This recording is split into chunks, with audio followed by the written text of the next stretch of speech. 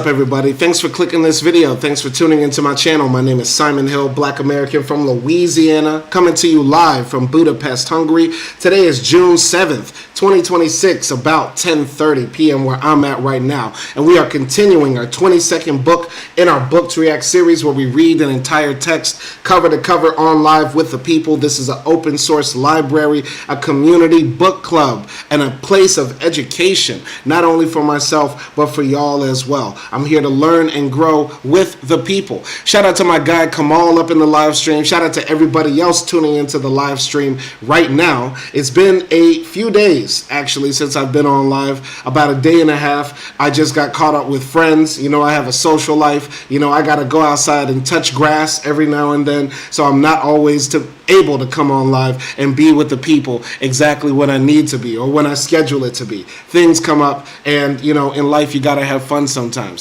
So sorry for anybody that's been waiting for this to come on live or anybody who has been anticipating this. I am looking forward to reading Leon Trotsky's The History of the Russian Revolution. We are on chapter 22, which will be the final chapter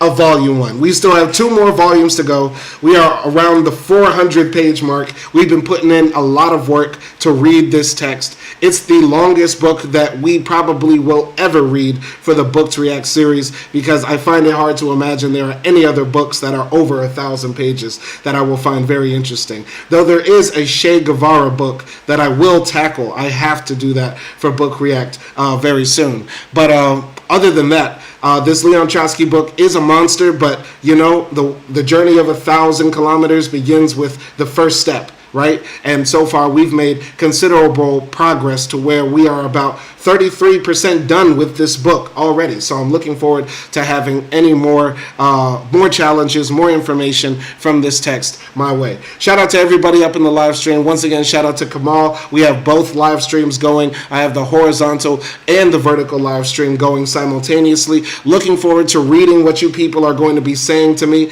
Make sure that you're in alignment, because if you're not, you will be sent to the re-education camp or the gulag very easily. So behave yourself in the comment section. Without further ado, let's jump into chapter 22, the Congress of Soviets and the June demonstration. The first Congress of the Soviets, which sanctioned the offensive for Kerensky, assembled in Petrograd on June 3rd in the building of the Cadet Corps.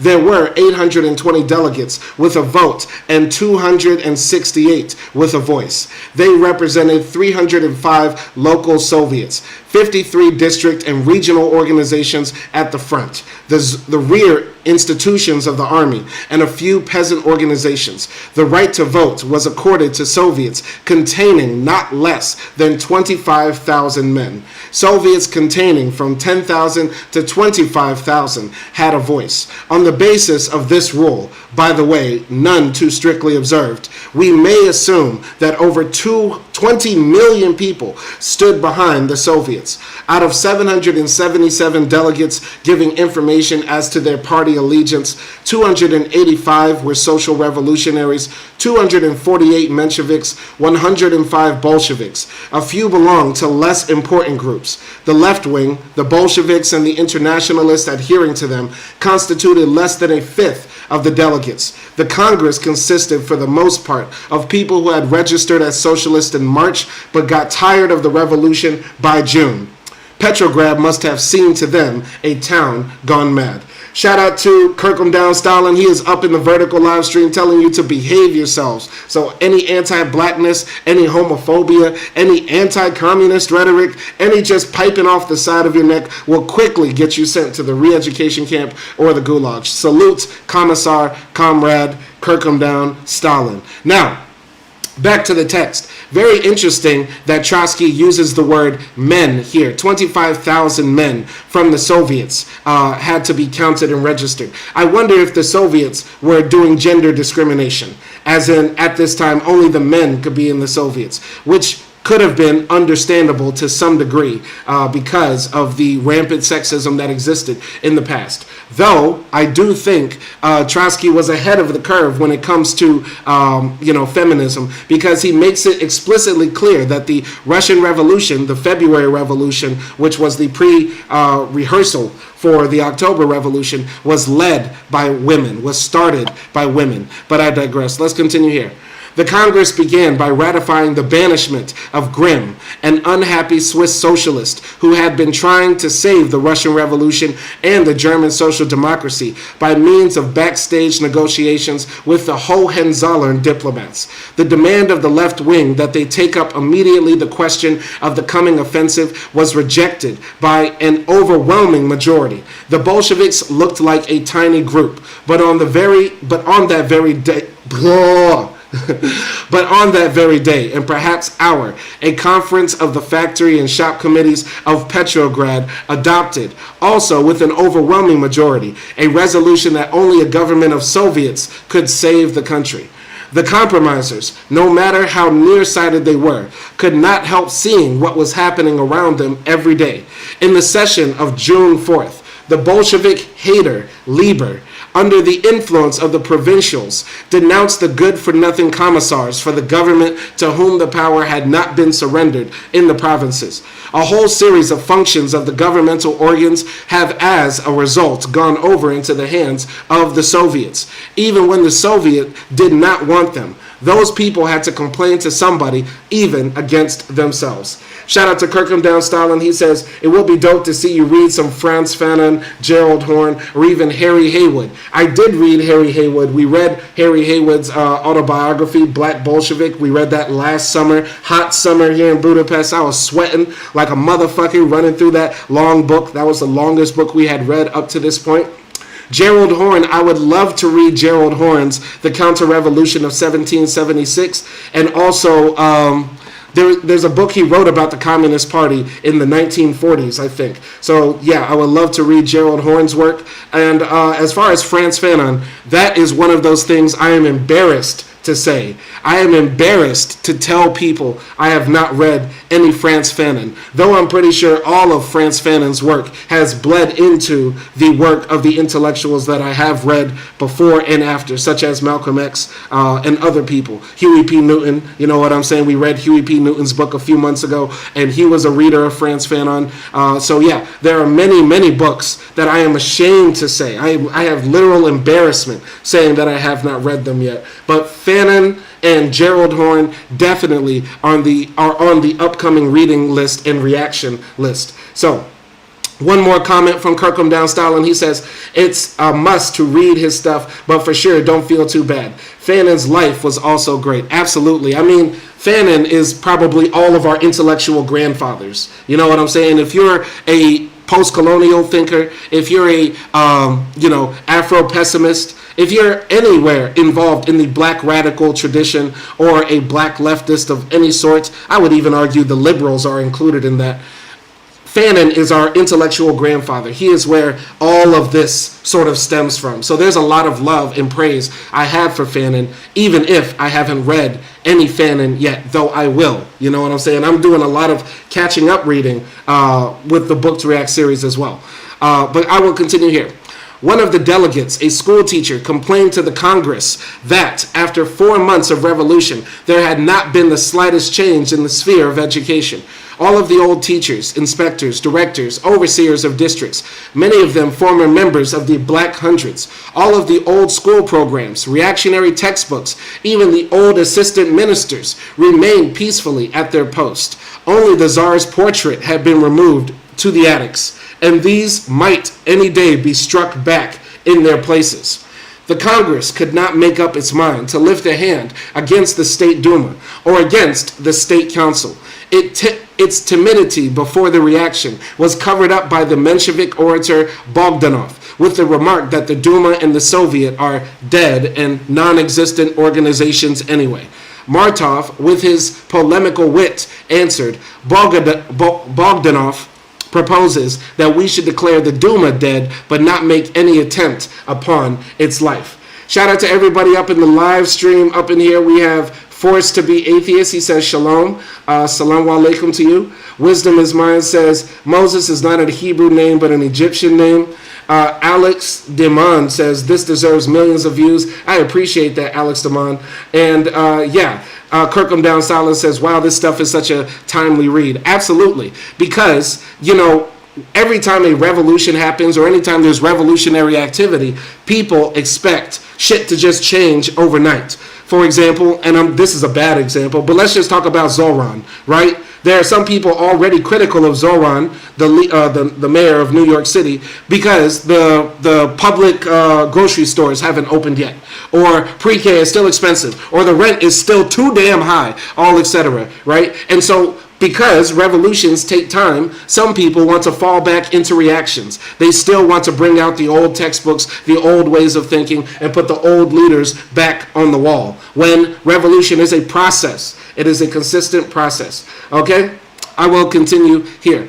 The Congress, in spite of its solid government majority, proceeded in an atmosphere of alarm and uncertainty. Patriotism had grown rather damp and gave out only lazy flashes. It was obvious that the masses were dissatisfied, and the Bolsheviks were immeasurably stronger throughout the country, and especially in the capital, than at the Congress. Reduced to its elements, the quarrel between the Bolsheviks and the compromisers invariably revolved around the question: with whom shall the Democrats side, the imperialists or the workers? The shadow of the Entente stood over the Congress. The question of the offensive was predetermined. The Democrats had nothing to do but accede. All right? Shout out to Acti up in the chat. She says, hey, comrades, look at Acti pretending to be a red. I know Acti's she's faking the funk. We all know Acti is a liberal. Let's let Acti be a liberal. Okay, everybody reply, hey, liberal Acti.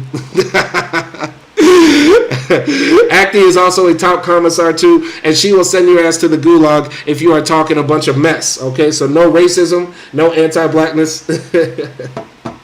Acti says, wow, I'm leaving. Don't leave. Don't leave me, please. Don't leave me, Acti, please. Don't leave, Acti. Don't leave. Anyway, going to the comments. War is Peace. It says, a good book to read, The History of the Central Banking and the Enslavement of Mankind by Stephen Mitford Goodson. That would also be very good to tackle that from a Marxist, communist, left-wing perspective as well, because our financial system is predicated upon us being slaves to capital. Absolutely. So, I will continue here. At this critical moment, preached Tsetzarelli, not one social force ought to be thrown out of the scales, so long as it may be useful to the cause of the people. Such was the justification for a coalition with the bourgeoisie. Seeing that the proletariat, the army, and the peasantry were upsetting their plans at every step, the Democrats had to open a war against the people under guise of a war against the Bolsheviks.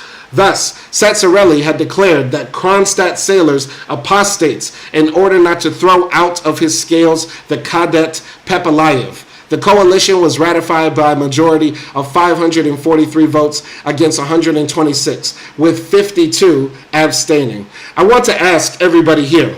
The Bolsheviks were never afraid to be the minority. How do you feel about being the minority and going against the grain? If you're here on this live stream, most likely you rock with me because of the type of stuff I talk about, which tends to be a bit against the counterculture, the hegemony we live under, right? But how do you feel about being a minority? And do you think a minority is capable of making a grand change? I would argue yes. And I would also say that, history has proven that a minority can make incredible changes to a society, to an entire world. You don't need the majority on your side to make change. But how do you feel about being a minority? All right. So Kirkham Down Stalin has his first prisoner. I don't know where he sent him, to the gulag, or if he sent him to the re-education camp. Oh, it looks like he went to the re-education camp because it says he was timed out. He was timed out for an ungodly number of seconds. So shout out to Kirkham Down Stalin with that AK-47 strapped around his shoulder, ready to march you motherfuckers to your impending doom. Anyway, answer my question, y'all. How do y'all feel about being a minority? Do you feel like being a minority gives us a certain power, or does it hinder us in being able to change this society? I will continue here. The work of this enormous and flabby assembly in the Cadet Corps was distinguished by grandeur in the matter of declarations and conservative stinginess in practical tasks. This laid on all its decisions a stamp of hopelessness and hypocrisy. The Congress recognized the rights of all Russian nationalities to self-determination, but gave the key to this problematic right not to the oppressed nations themselves, but to a future constituent assembly, in which the compromisers hoped to be in a majority and capitulate before the imperialists, exactly as they had done in the government. Kirkland down Stalin answering the question as to what does it feel like to be a minority. I think it's somewhat a power, but the majority agrees with us. They just aren't fully aware. That's very powerful. That's very powerful as well. I definitely think most Americans would like universal health care, would like a guaranteed housing program, would like a guaranteed jobs program, would like knowing that their children are going to be safe, and also as they enter into old age that they can have a bountiful retirement. Most people agree with those things. Those are basic things all Americans tend to agree with. It's just been co-opted by the right wing to tell them the way you're going to be able to live in retirement forever is put all your money in a 401k and let's cross our fingers and hope the stock market goes up. The way your children are going to be safe is if everybody in society has a gun. The only way, we're all going to get universal health care coverage is if private insurers enter the market and compete for the best price. Well, whoops, looks like they're forming a cartel and they're raising the prices or maintaining certain prices. So yeah, a lot of people have been deluded into actually thinking that right-wing policies are the answers to their solutions, which they are not. I will continue here. Acti says, I won't mind being a minority group as long as things are equal and fair. Most of the time it isn't fair. It does provide a tighter community, so that's the advantage of it is as well. Very good point, Acti. Because you are a minority, that also means there's more close-knitness within the community. I'm a Muslim, and I love being a Muslim more, actually, to keep it real, in America. I love being a Muslim more when I'm in Serbia, when I'm in Hungary, when I'm as a small group of people who all go to the mosque and we all get to know each other by name. Plus, on top of that, when you're in masjids in Muslim majority countries, number one, you don't know, who you're praying with exactly. But you're also not in as a diverse of a community. But when you're in a minority group, and I'm talking about an ideological minority group or an interest minority group, not really like a racial or ethnic minority group. But I was talking about, when you're in that tight-knit community, it does create closer bonds. It does diversify it too, because the people that are a part of it tend to be more true believers. You know what I'm saying? Especially when that social pressure isn't on them to conform to a certain way. But I digress. Let me know what you think. Continuing here. All right. The Congress refused to pass a decree on the 8-hour day. Sassarelli explained this sidestepping by the difficulty of reconciling the interest of the different layers of the population, as though any single great deed in history was ever accomplished by reconciling interest, and not by the victory of progressive interest over reactionary.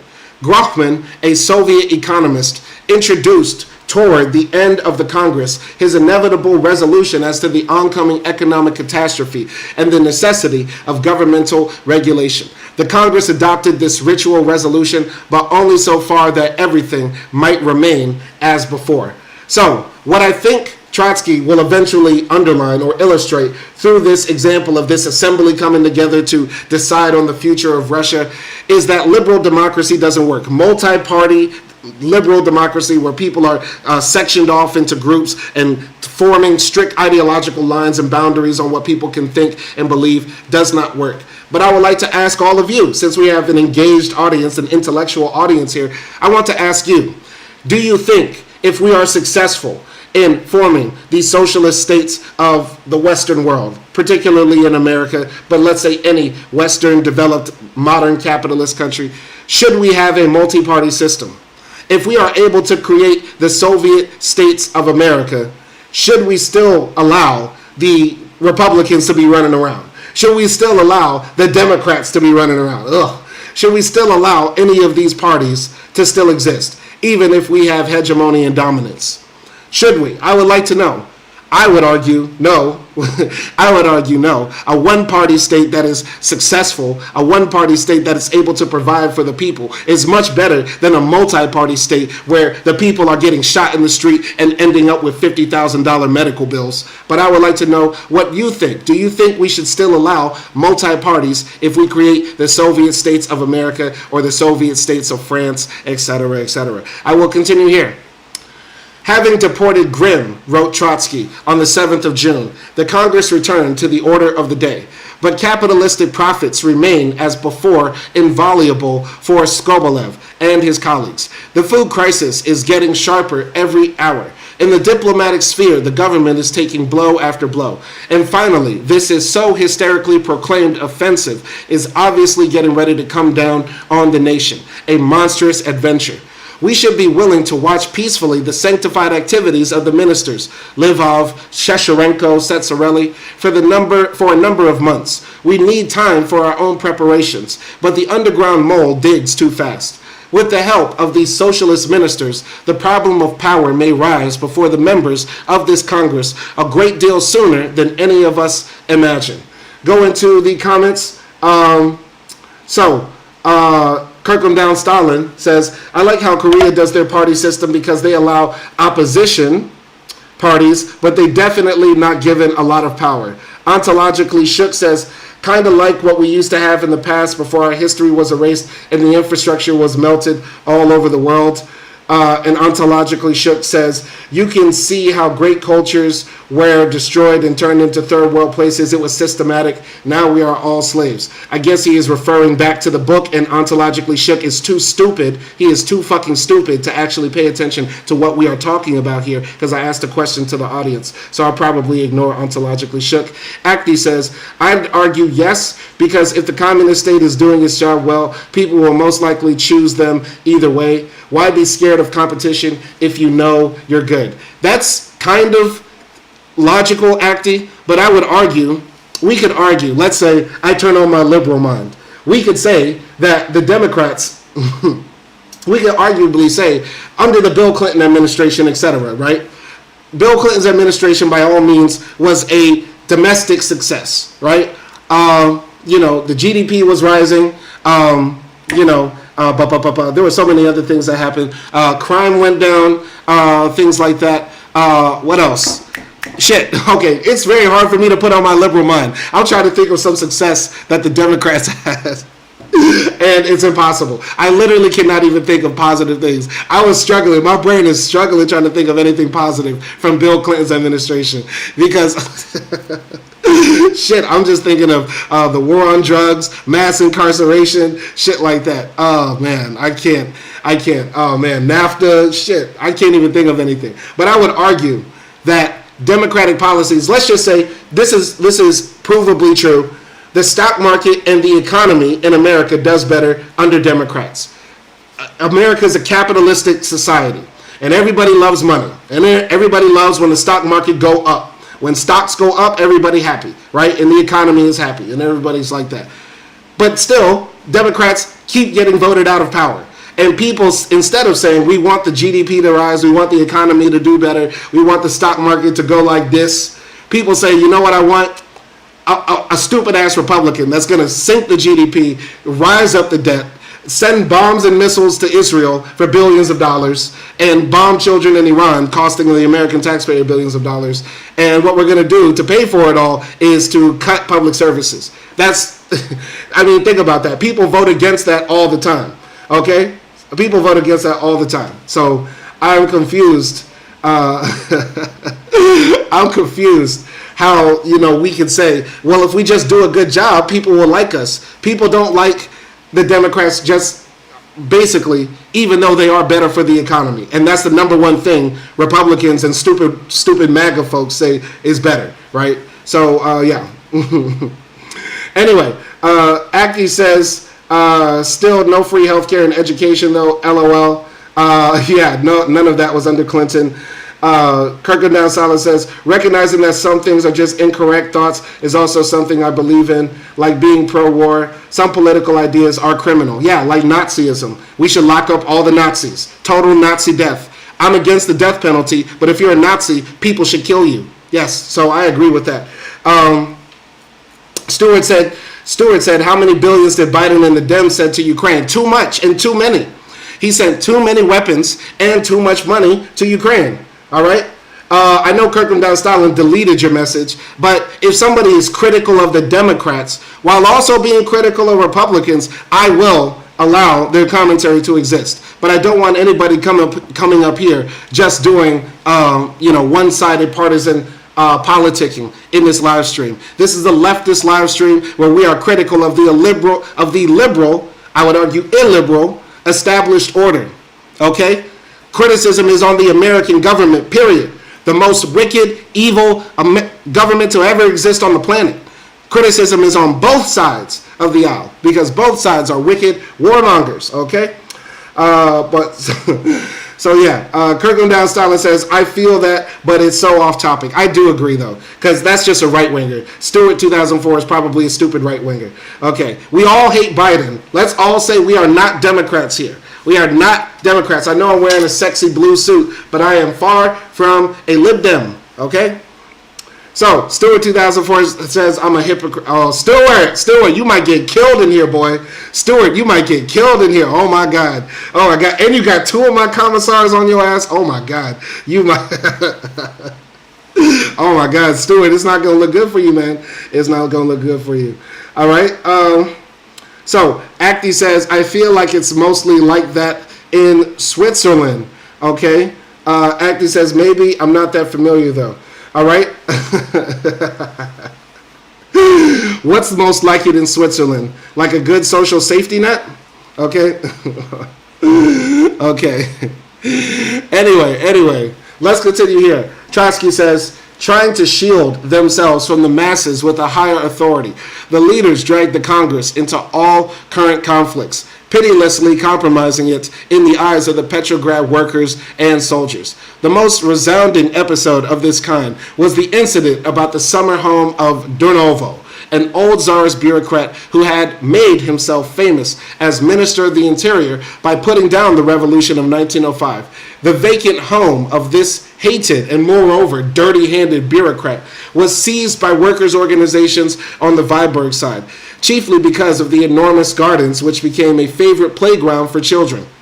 The bourgeois press represented the place as a lair of pogromists and hold-up men, the Kronstadt of the Viborg district. No one took the trouble to find out what the facts were. The government, carefully avoiding all important questions, undertook with fresh passion to rescue this house. They demanded sanction for the heroic undertaking from the executive committee, and Setsorelli, of course, did not refuse. The procurer gave an order to evict the group of anarchists from the place in 24 hours. Learning from the military activities and preparation, the workers sounded the alarm. The anarchists, on their side, threatened armed resistance. 28 factories proclaimed a protest strike. The executive committee issued a proclamation accusing the Viborg workers of aiding the counter-revolution. After all these preliminaries, a representative of justice and the militia penetrated into the lion's den. They found complete order reigning. The house was occupied by a number of workers, educational organizations. They were compelled to withdraw in shame. This history had, however, a further development. Very interesting. So once again, Trotsky is laying out how the people were seizing the means of production in their society and also the private property of their overlords, of their oppressors, right? He spoke about this in a previous chapter, and also he is talking about how these workers basically took over the house of this guy who brutally repressed the 1905 Russian Revolution. And I want to ask everybody this. Since we have a lively, engaging, educated audience here. What do you think about possibly seizing property, starting autonomous zones as a way or a strategy of bringing about the type of society we want to see? For example, I believe in Seattle they had the Chaz, the Capitol Hill Autonomous Zone, where basically people said, we don't need the police here, we don't need the government, we're going to create our own government here. Or people running up in houses, like for example, where I'm from in Louisiana, we still have slave plantations. operational and inoperational. We have slave plantations in Louisiana. Angola, Louisiana, is a large open slave plantation. It was a slave plantation back in the 1900s, and it's a slave plantation in 2026 right now, and it will continue to be. It will probably continue to be as long as these crack-ass crackers in Louisiana remain in power, where every day black men get up, walk out into a field before sunrise, and pick tomatoes and potatoes with white men with shotguns on horseback. An open slave plantation in Louisiana. We also have slave plantations where people are doing weddings, where white people get all their other cracker friends to come on down to Louisiana and have a wedding at a slave plantation. And the people are sleeping in the guest houses, which were the slave quarters. Absolutely sick. If we are serious about combating racism and actually seizing the means of production, why don't we just take over these slave plantations? Why don't we all run up in Angola? Why don't we all just run up in these slave homes that they still have in Louisiana and say, we are not leaving until this place is turned into an educational facility, or until this place is turned into a community center, or a school, or a hospital, or totally evaporated and turned into a memorial to the hundreds of thousands, if not millions of people here that worked here until they died with no pay. What do you think about that strategy? What do you think about that? Because it's not impossible. The Black Liberation Army broke people out of jail. I know we like to think that America's carceral state is so impenetrable because we have supermax facilities like in Colorado, but we could take those bitches. We could run up in them federal penitentiaries. We could take over state jails. We could do it. The people's power is real.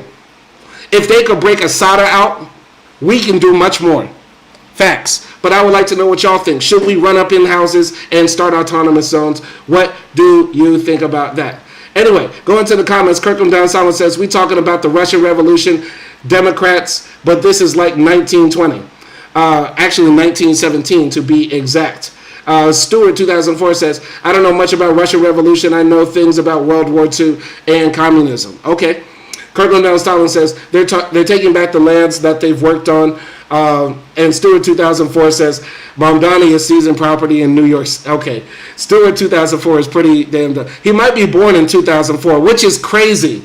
I got my first piece of pussy in 2004. And this man just barely came out the nutsack.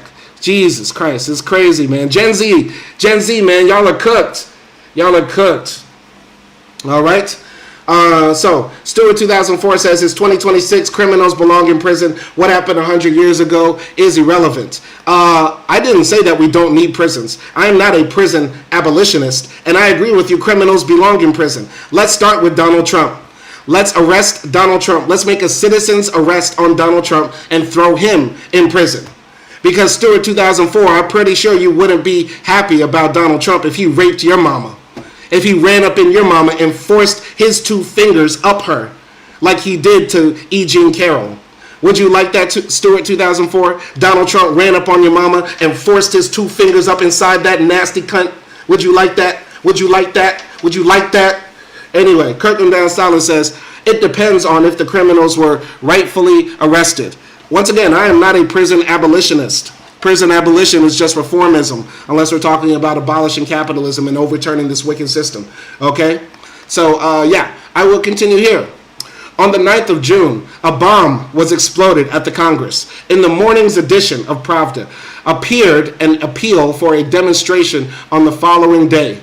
Chedsey, who knew how to get scared and was therefore inclined to scare others, announced in a voice from the tomb, if measures are not taken by the Congress, tomorrow will be fatal. The delegates lifted their heads in alarm. The idea of a showdown between the Petrograd workers and soldiers and the Congress was suggested by the whole situation. The masses were urging on the Bolsheviks. The garrison especially was seething, fearing that in connection with the offensive, they would be distributed among the regiments and scattered along the front. To this was united a bitter dissatisfaction with the Declaration of the Rights of the Soldier, which had been a big backward step in comparison with Order Number 1, and with the regime actually established in the army. The initiative for the demonstration came from the military organization of the Bolsheviks. Its leaders asserted, and quite rightfully as events showed, that if the party did not take the leadership upon itself, the soldiers themselves would go into the streets. The sharp turn in the mood of the masses, however, could not be easily apprehended, and hence there was a certain vacillation in the ranks of the Bolsheviks themselves. Volodarsky was not sure that the workers would come out on the street. There was fear, too, as to the possible character of the demonstration. Representatives of the military organization declared that the soldiers, fearing attacks and reprisals, would not go out without weapons. What will come out of the demonstration? Asked the prudent Trotsky, and demanded supplementary deliberations. Stalin thought that the fermentation among the soldiers is a fact. Among the workers, there is no such definite mood, but nevertheless judged it necessary to show resistance to the government. Kalinin, always more inclined to avoid than welcome a battle, spoke emphatically against the demonstration, referring to the absence of any clear motive, especially among the workers. The demonstration will be purely artificial. On June 8th, at a conference with the representatives of the workers' sections, after a series of preliminary votes, 131 hands against 6 were finally raised for the demonstration, with 22 abstaining. Going to the comment sections, Acti says, about the taking of property. Oh, Acti's a theorist now. She's starting her comments with, on the taking of property by Akdeniz Shahin Hill. Okay, I can't wait to read Acti's theorist text. I can't wait. Anyway, on taking property, says Acti, is connected to another topic that you talked about. I think we need government officials to join the fight for that kind of revolution, like the police, etc., should join. I absolutely agree. I absolutely agree. For our revolution to be successful, yes, we will have to co-opt the police. We will have to recruit police officers. Acti saying stop. I'm telling you, Acti, you have an intellectual mind, so I respect your mind. I'm just saying it's very funny how you started the comment with, on the taking of property. I can't wait to read that hardcover book and blow the dust off it. Anyway, going to the other comments here. Yes, Kirkham Down Stalin says, nobody in the Epstein files is in prison. Facts, except Ghislaine. And I promise you, I will laugh. I will laugh so hard when MAGA sees the day Trump either croaks over or leaves office in a temper tantrum because he didn't win his illegal third term. I promise you, I will laugh so hard when Donald Trump pardons Ghislaine Maxwell. I promise you this will happen. I don't have a crystal ball, but I do know the future. It's so obvious. Trump wants to let the most prolific accomplice to a serial sex offender and child rapist, Ghislaine Maxwell, walk. And I promise you that will happen. I promise you. I will put $100, $1,000. I will clear out my bank account to bet anybody that. I bet you Trump will pardon Ghislaine. Facts. She's been treated very wrong. That what they did to Ghislaine is very wrong. He's going to let that bitch walk free. Because who else is going to supply him his undesirable need to molest children and rape women? Who else is going to do it except Ghislaine? Who else? Anyway, going to the comments here. Kirkham Down Stalin, in reply by Stewart 2004, says, nobody was ever charged with insurrection after the January 6th insurrection. Yes, you know what they were charged with? Child pornography.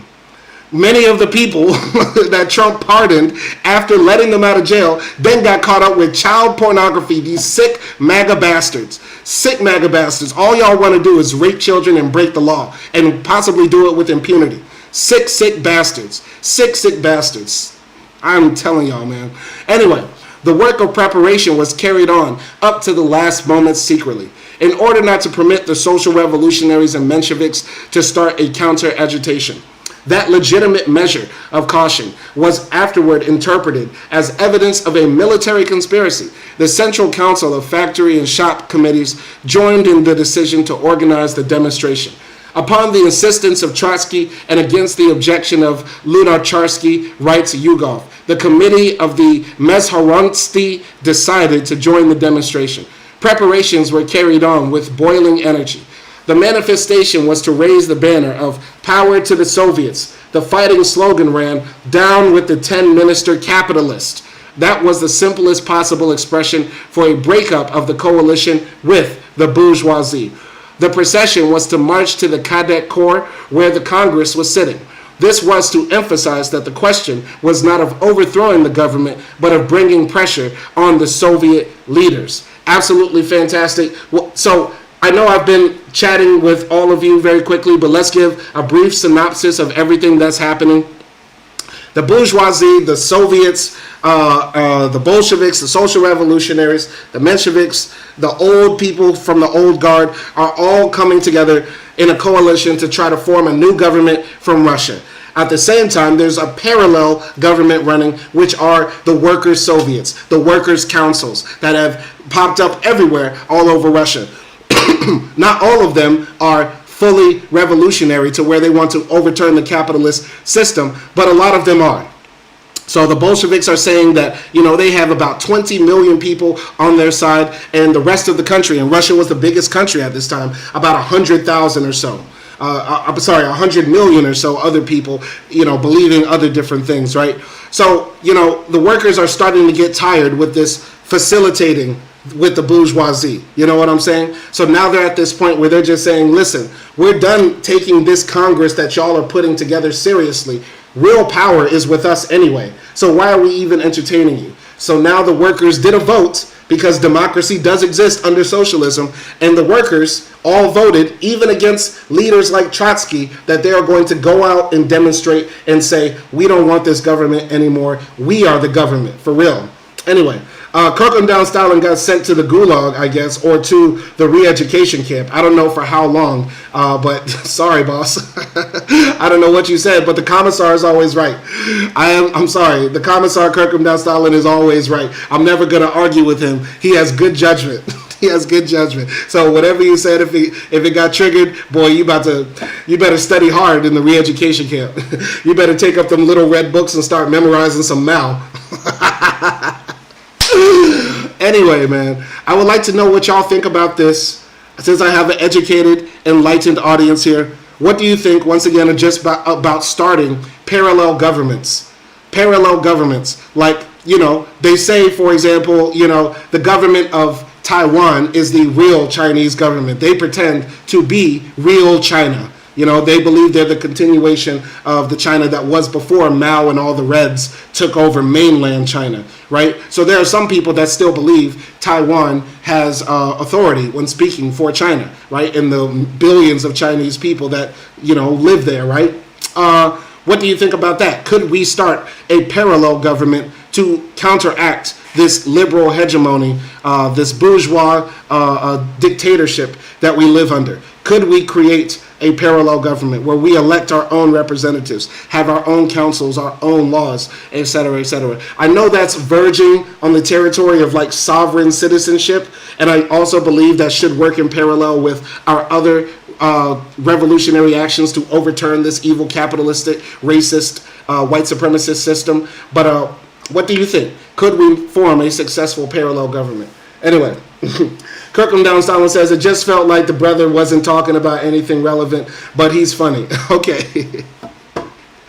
As you wish, man. I don't judge. I don't judge. You have full power and you have my full authority. In the Simon Soviet, in the People's Soviet of the Simon Republic, the People's Republic of Simon Stan, you have all the power, boss. I'm not judging you, man. Krokendam Stalin says a parallel government is a start, but once we have the majority of people on board. Well, I mean, the Bolsheviks never had the majority of people on board. They had a large section. So I do think, we would, in America, in the American context, we would need to have at least 20 million Americans on our side to start our parallel government, at least, to give it legitimacy. But once again, what this book is teaching us is that we don't need the majority of people to agree with us. Just like the majority of people right now don't agree with the American government sending billions of dollars and weapons and bombs to Israel. Most Americans don't like that, but yet and still our government does it. You know what I mean? Anyway, I digress. Krokendam Stalin says, right, a large enough section having a lot of the military or something. Yeah. we need paramilitary, the military, some police, a lot of the workers, and all the bad bitches. We need all the bad bitches also in the Simon Soviet parallel government republic. All the bad BBL baddies come on this side. You know what I'm saying? Because we'll seize the means of production of OnlyFans for you bad BBL baddies to come over here, twerk it, pop it, and you'll get all the profits in a profit share. Just make me your king. Just please make me your king, BBL baddies, please. Okay, continuing here. To be sure, other ideas were expressed at the preliminary conference of the Bolsheviks. For instance, Smilga, then a young member of the Central Committee, proposed that they should not hesitate to seize the post office, telegraph, and arsenal if events developed to the point of a clash. Another participant in the conference, a member of the Petrograd Committee, Latsis, comments in his diary upon the rejection of Smilga's proposal, "I cannot reconcile myself. I arranged with comrades Samashko and Rakia to be fully armed in case of necessity and seize the railroad terminals, arsenals, banks, post, and telegraph offices with the help of a machine gun regiment.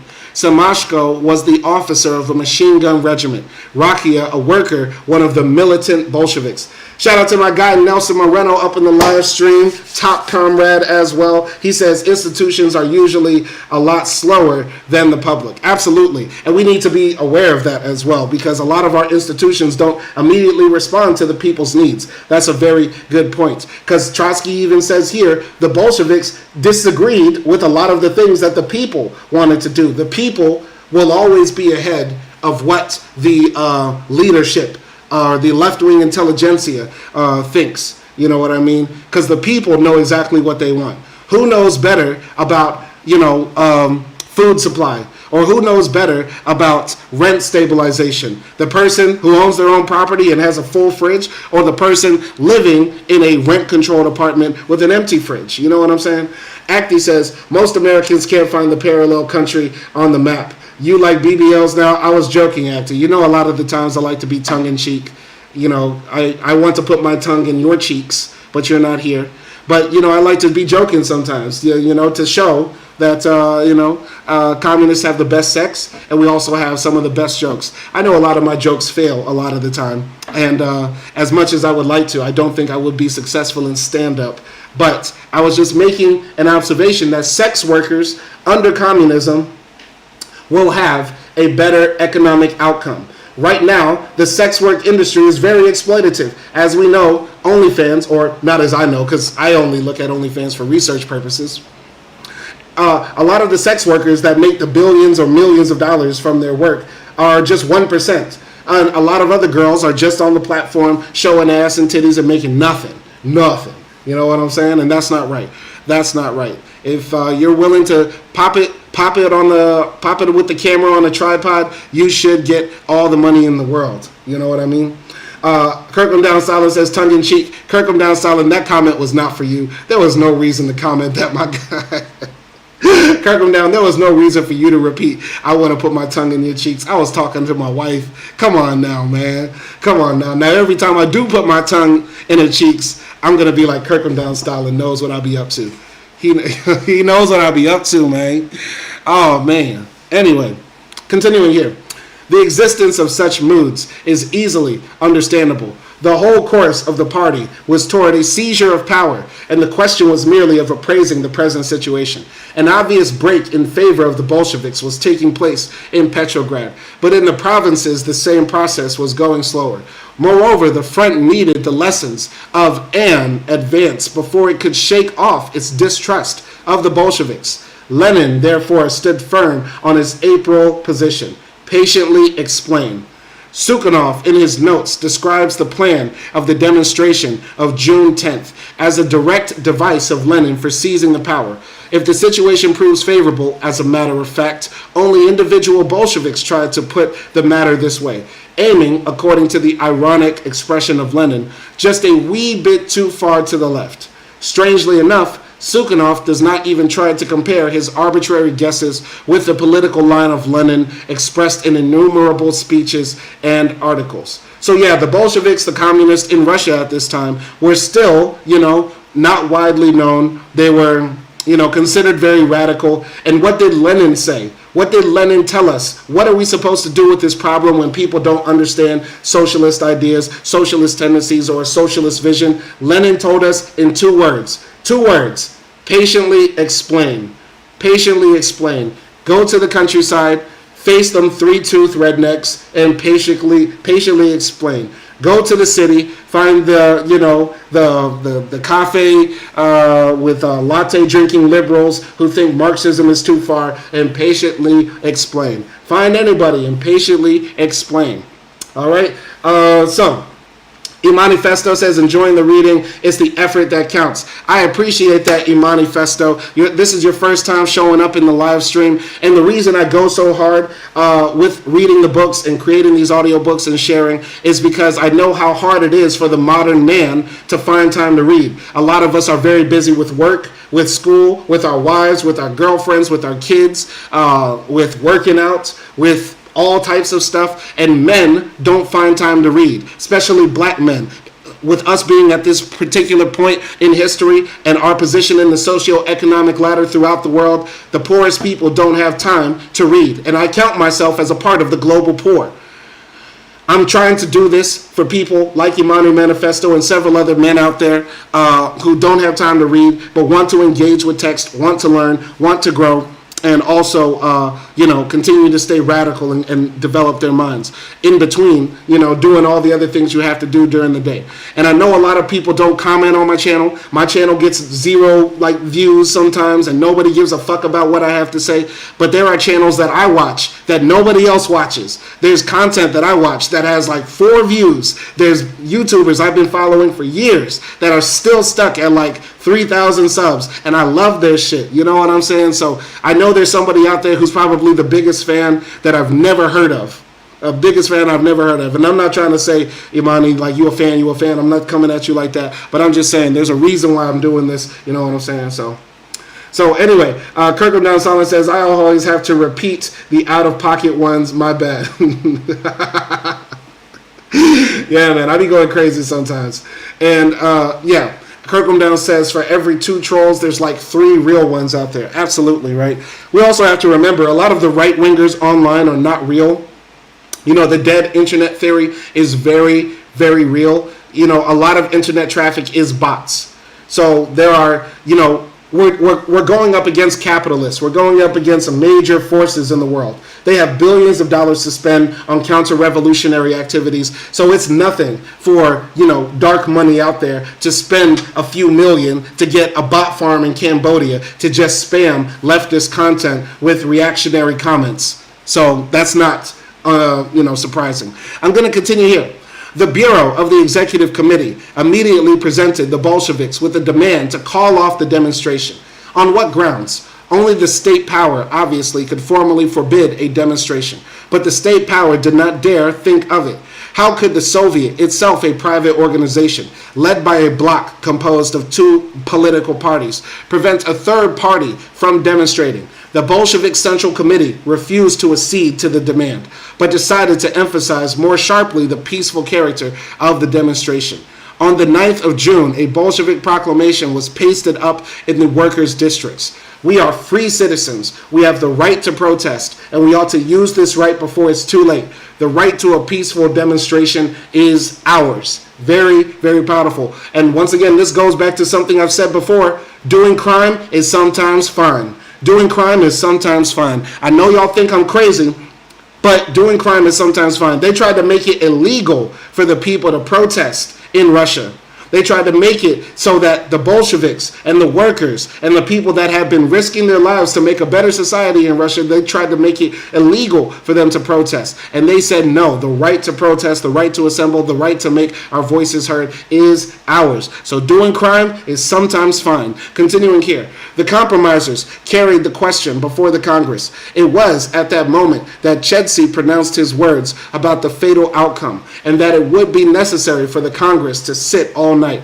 A member of the Presidium, Gegech Kori, also one of the sons of the Gironde, concluded his speech with a rude cry in the direction of the Bolsheviks. Take your dirty hands off a glorious cause. They did not give the Bolsheviks time, though. It was demanded to take up the question in a meeting of their faction. The Congress passed a resolution forbidding all demonstrations for 3 days. Besides being an act of violence with relation to the Bolsheviks, this was an act of usurpation with relation to the government. The Soviets continued to steal the power from under their own pillow.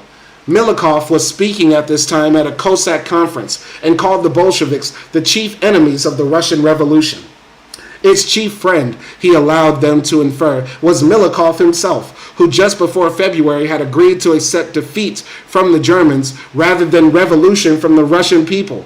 To a question from the Cossacks as to the attitude toward Leninists, Milikov answered, "It's time to make an end of these people."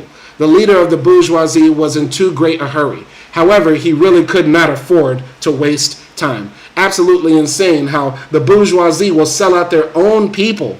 They would sell out their own people rather than give the people what they want. Food, clothing, housing, shelter, safety, etc. Absolutely insane.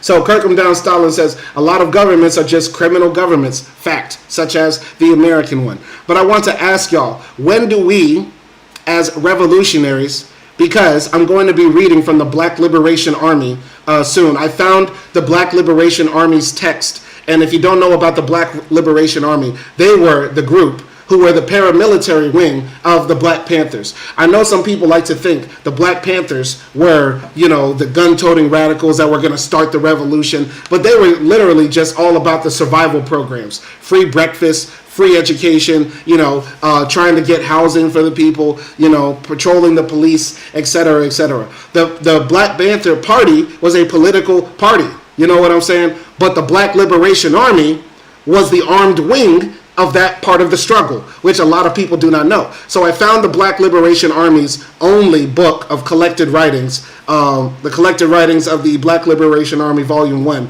and that is definitely a read that we will do on Book React. But I want to ask you, because the Black Liberation Army started robbing banks. They broke Asada out of jail. They probably did shoot some police and kill some police. Let's keep it absolutely real.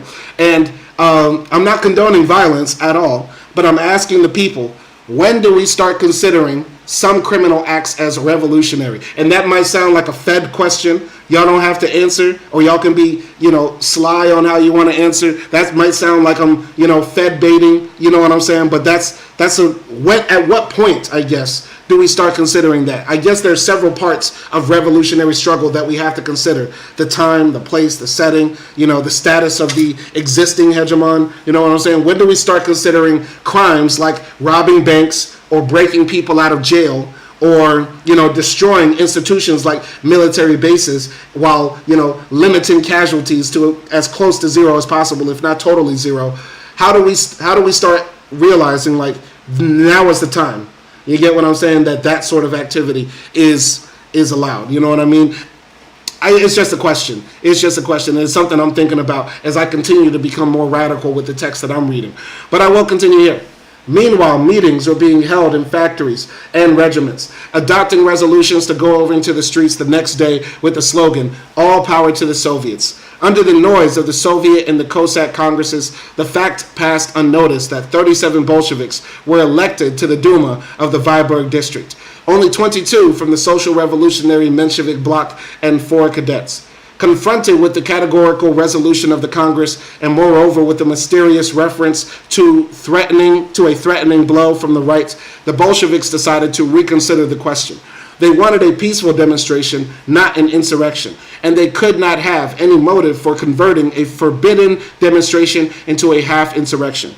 On its side, the Presidium of the Congress decided to take measure. Several hundred delegates were grouped in tens and sent out to the workers' district and the barracks to prevent the demonstration. They were to meet in the morning at the Tauride Palace and compare notes. The executive committee of the peasant deputies joined in this expedition, appointing 70 from its membership. Thus, in however unexpected a manner, the Bolsheviks achieved their goal. The delegates of the Congress found themselves obliged to get acquainted with the workers and soldier of the capital. If the mountain was not allowed to come to the prophet at least went to the mountain. Damn, Trotsky was such a poetic writer. The meeting proved instructive in the highest degree. In the Izvestia of the Moscow Soviet, a Menshevik correspondent paints the following picture. all night long without a wink of sleep. A majority of the Congress, more than 500 members, dividing themselves into tens, traveled through the factories and shops and military units of Petrograd, urging everybody to stay away from the demonstration. The Congress had no authority in a good many of the factories and shops, and also in several regiments of the garrison. The members were frequently met in a far from friendly manner, sometimes hostilely. They were met in a hostile way, and quite often they were sent away with insults. This official Soviet organ does not exaggerate in the least. On the contrary, it gives a very much softened picture of this nocturnal meeting of two different worlds. So basically, the bourgeois government is coming to the Soviet government and trying to stop the Soviet government from organizing this massive demonstration against the policies of this bourgeois government, technically to allow the Soviets to have power over the country. And these workers are coming there to talk to these radical workers, and they're probably getting beat up. They're probably getting beat up. They're probably getting shouted at. But I wouldn't be surprised if some of them were also converted to the other side to come along and get in the car, comrade. A revolution is going down. Anyway, Kirkham Down Stalin says this: gotta consider the revolutionary infrastructure behind it, the organizational structure, and also to make sure it's possible under current conditions or needs to take another form. Very informed, very safe comment as well, and I like that, Kirkham Down Stalin. You know, I know sometimes I get out of hand with some of my questions and comments, but that's a very safe way to answer. There's so many things that we have to consider before we start considering crime, revolutionary actions. You know what I'm saying? To be frank, there are probably things that we could do that are crimes that I think most people would get along with. So, for example, in my state of Louisiana, there are no abortion clinics.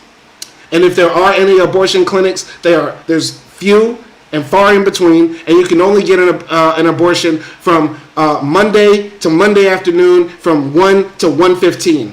And that's after you have 3 weeks of counseling and you listen to the baby's heartbeat and you pray to Jesus 55 times. So what could we do as leftists to help women get abortions? We drive women across state lines. We get them mifepristone. You know what I'm saying? We aid and abet women committing the crime of getting an abortion. Not that long ago, it was possible in Louisiana, Texas, Tennessee, Mississippi to get an abortion. But now, why don't we as leftists try to organize ways to protect our sisters, our cousins, our mothers, our wives, etc., should they exercise the right to get an abortion? You get what I'm saying? So those are certain types of crimes that we could do now that we know will rally the people and get them on our side. You get what I'm saying? When it comes to the higher level crimes like robbing banks or you know, blowing up military bases, you know what I'm saying? Shit like that. Shit that I can't wait to, I hope I live long enough to see. Shit like I can't wait to be around for those times. Well, I guess there are many other things we should consider. How much of the working class movement have we rallied? How much have we weakened the hegemony of the state, etc., etc.?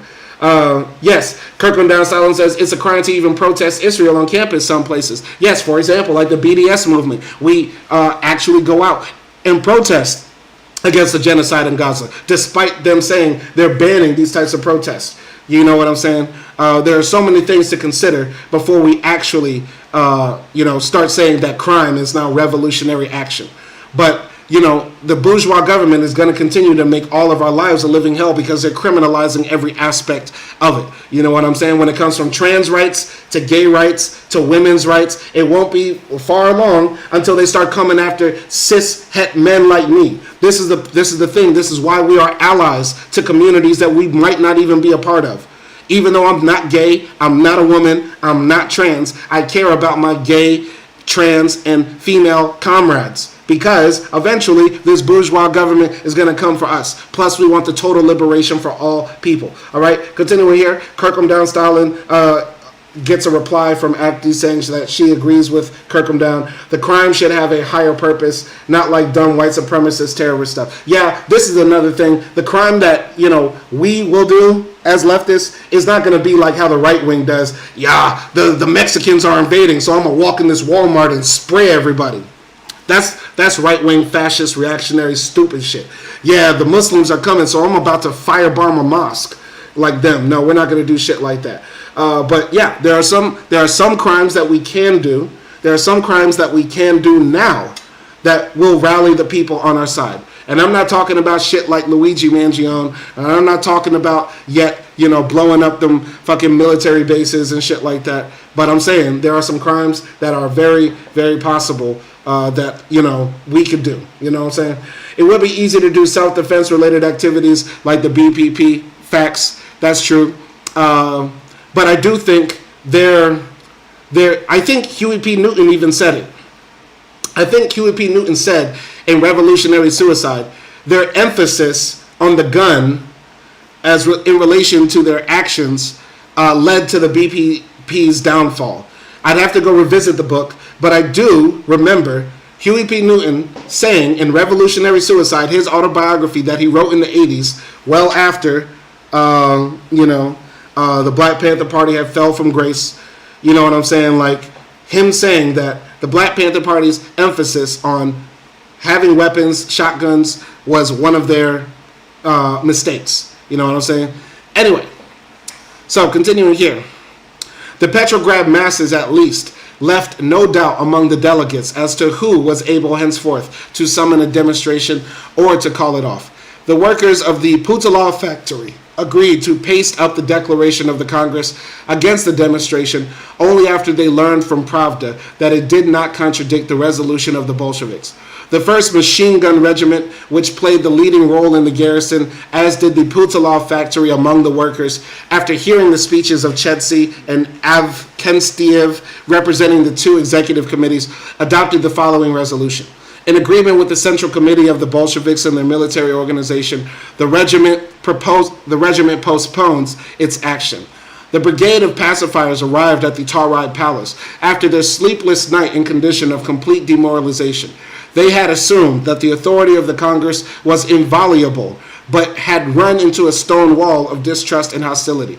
The masses are thick with Bolsheviks. The attitude to the Mensheviks and Social Revolutionaries is hostile. They trust only Pravda. In some places, they shouted, "We are not your comrades." One after another, the delegates reported how, although they had called off the battle, they were defeated. The masses submitted to the decision of the Bolsheviks, but not without protest and indignation. In certain factories, they adopted resolutions of censures of the Central Committee. The more fiery members of the party in the sections tore up their membership cards. That was a serious warning. The compromisers had motivated their 3-day veto of demonstrations by reference to a monarchist plot, which hoped to avail itself of the action of the Bolsheviks. They mentioned the participation in it of a part of the Cossack Congress and the approach to Petrograd of counter-revolutionary troops. It is not surprising if, after calling off the demonstration, the Bolsheviks demanded an explanation as to this conspiracy. In place of an answer, the leaders of the Congress accused the Bolsheviks themselves of a conspiracy. They found this happy way out of the situation. Very interesting. Once again, Trotsky is pointing out how the people made the Russian Revolution happen. It wasn't just the Bolsheviks. It wasn't just a bunch of communist leaders who thought up this wicked plan to overturn the system. Sometimes the Bolsheviks got in their own way, and the people said, "What the fuck are y'all doing? We want revolution now. Why are y'all holding us back? We want to demonstrate. Why are y'all telling us not to?" Very interesting. Trotsky is keeping it very real. All right. So going here. Imani Manifesto says, "I think a dialogue with you, bro, Diallo might be interesting." I think a dialogue with you and Brother Diallo. Okay, Brother Diallo, I think he's on Black Liberation Media. Yeah, he's cool. He's cool. I wish he did more, just like reading or like video essays, because sometimes he just be rambling. But then again, not everybody's content is for everybody. Not everybody wants to hear a 35-year-old handsome black man in a suit read a book to you, right? And not everybody just wants to hear a probably 40-year-old man just sit in front of the camera and just go for 2 hours. You know what I'm saying? So, yeah, that's the thing. I like Diallo. I just don't consume a lot of his content. Though if he's on a panel, I might listen to him. Well, I definitely will listen to him because he's talking to other people I'm interested in. So, yeah, Kirkham Down Silent says, "I was not aware of that." Kirkham Down Silent says, "This is now entering into the Trotsky zone on God."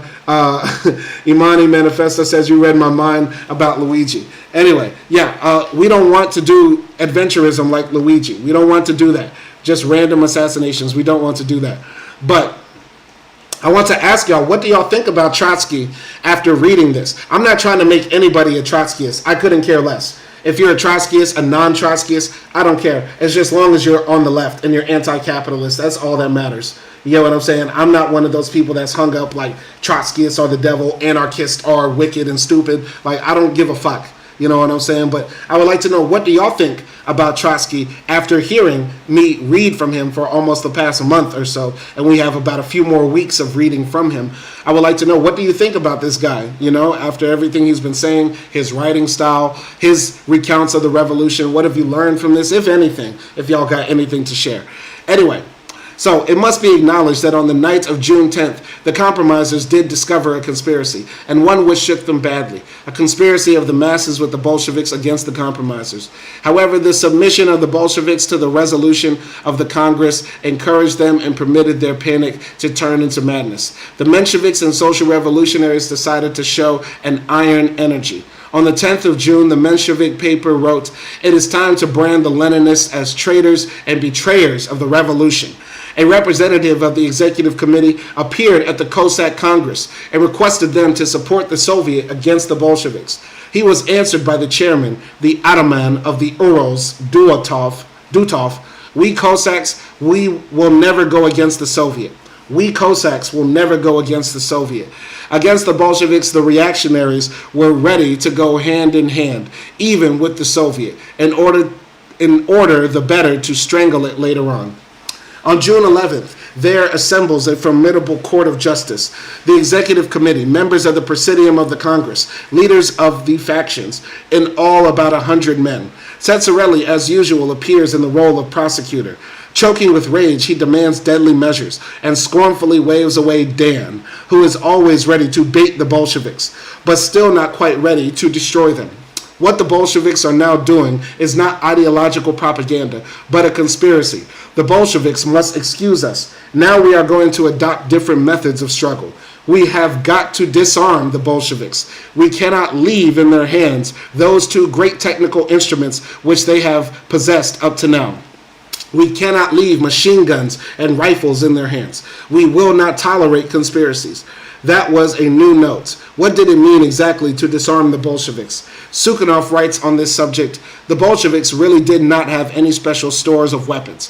All the weapons were actually in the hands of soldiers and workers, the immense mass of whom were following the Bolsheviks. Disarming the Bolsheviks could mean only disarming the proletariat.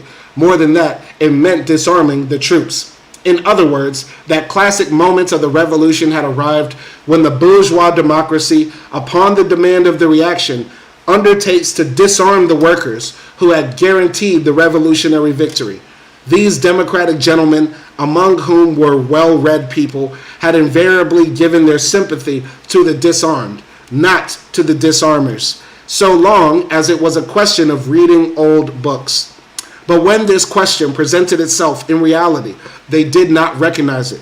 The mere fact that Tsetzarelli, a revolutionist, a man who had spent years at hard labor, a Zimmerwaldist of yesterday, was undertaking to disarm the workers, had some difficulty in making its way into people's hands. The hall was stunned into silence. The provincial delegates, nevertheless, felt that someone was pushing them into an abyss. One of the officers went into hysterics.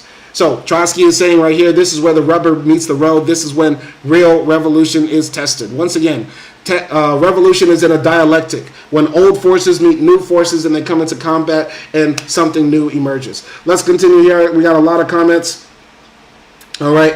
Kirkham Down Stalin says, all real ones gotta respect Trotsky, but he low-key can be misleading on some issues. It depends, but everyone has their standpoint. That's very true. Kirkham Down Stalin, absolutely true.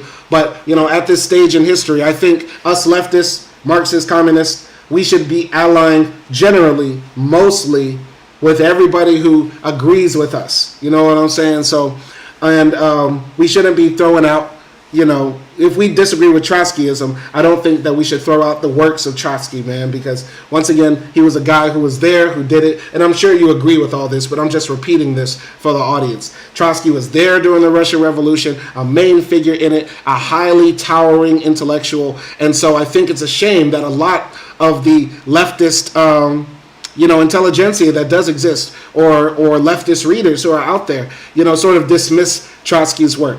You know what I'm saying? Just because they heard somebody else say that they heard he was a revisionist. You know what I'm saying? Or just because Max Eastman, the guy who translated Trotsky's work, ended up becoming a neocon Republican. You know what I'm saying? So, yeah, going to Iman Manifesto, he says, I used to do book reviews, which were my favorite content of his, or he used to do book reviews, which were my favorite content of his. His channel was around for years before linking with BLM. Check it out, African World Order. To your point about underappreciated, obscure content creators, more like 50-something-year-old ranting incessantly. Yeah, okay, yeah, African World Order. Listen, Diallo pops up on my screen, so does Jared Ball. Of course, FD, he's on all of our feeds as well. There's a great channel that I'm listening to right now. It's the Anti-Imperialist Scholars Association or Network. Anti-Imperialist Scholars Network, I think. And mostly it's all women of color on there talking about, imperialism, the history of socialism, radical thinking, and things like that. And all those women are so damn fine. Every woman on the Anti-Imperialist Scholars Network is a baddie. They are all so damn fine. And what makes them even more fine is that they're so damn intelligent too. You know what I'm saying? And there's baddies of all types and stripes to choose from on that channel. So which one you want to listen to? The Puerto Rican mummies? The Arab baddies?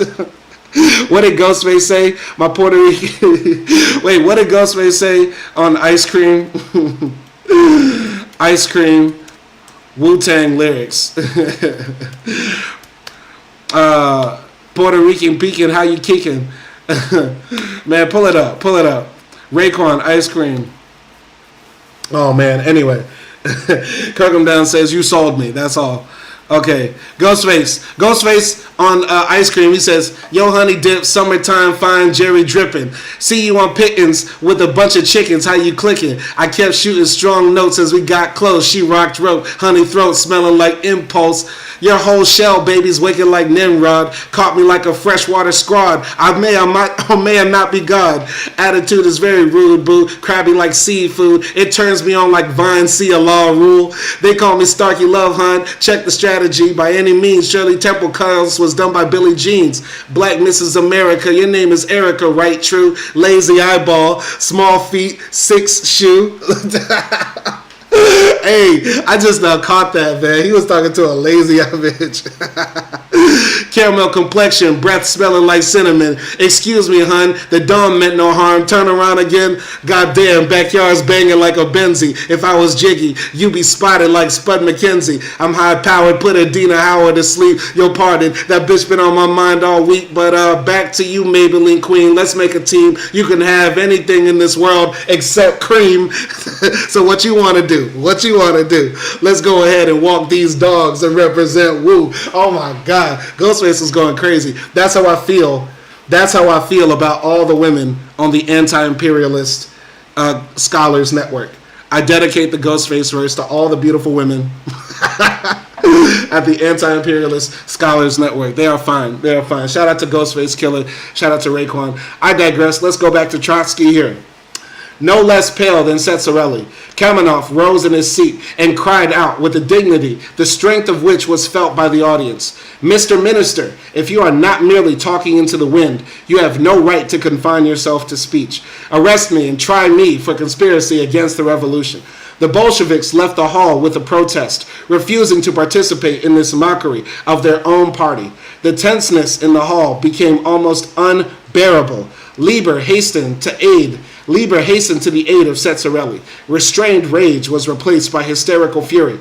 Lieber called for ruthless measures.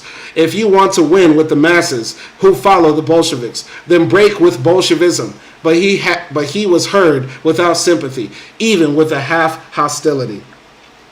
Yes. All right. Iman Manifesto's said, do you mean Anti-Imperialist Scholars Network? Absolutely, yes. The Anti-Imperialist Scholars Network, that's who I just embarrassed myself for rapping Ghostface Killer's verse from Raekwon's Ice Cream. Okay, yes, that's what I'm talking about. Subscribe to them. Great channel, small, obscure channel, and great content. A lot of knowledge right there. Anyway, impressionable as always, Lunacharsky immediately tried to find a common ground with the majority. Although the Bolsheviks had assured him that they had in mind only a peaceful demonstration, nevertheless his own experience had convinced him that it was a mistake to organize a demonstration. However, we must not sharpen the conflicts without pacifying his enemies. Lunacharsky irritated his friends. We are not fighting with the left tendency, said Dan Jesuitistically. He was the most experienced, but also most futile of the leaders of the swamp. We are fighting with the counter-revolution. It is not our fault if behind your shoulders stand the agents of Germany. The reference to Germans was merely a substitute for an argument. Of course, these gentlemen could not point to any agents of Germany. Cesarelli wanted to deal a blow. Dan merely wanted to show his fist. In its helplessness, the executive committee sided with Dan. The resolution offered to the Congress next day had the character of an exceptional law against Bolsheviks, but without immediate practical inferences. You can have no doubt, after the visit of your delegates to the factories and regiments, said a declaration addressed to the Congress in writing by the Bolsheviks, that if the demonstration did not take place, it was not because of your veto, but because our party called it off. The fiction of a military conspiracy was created by the members of the Provisional Government in order to carry out the disarming of the proletariat of Petrograd and the disbanding of the Petrograd garrison. Even if the state power went over wholly into the hands of the Soviet, which we advocate, and the Soviet tried to put fetters upon our agitation, that would not make us passively submit. We should go to meet imprisonment and other punishments in the name of the idea of international socialism, which separates us from you. Once again, the people are saying, we will demonstrate, we will fight for our rights, whether it's against you or whether it's against the Bolsheviks, whether it's against the old monarchists or whether it's against these guys who are talking about communism and socialism, whatever. We don't care. We will fight for our rights. And once again, this is a powerful lesson. All right. Iman Manifesto says, Dr. CBS has appeared on that channel. I'm not sure who Dr. CBS is exactly.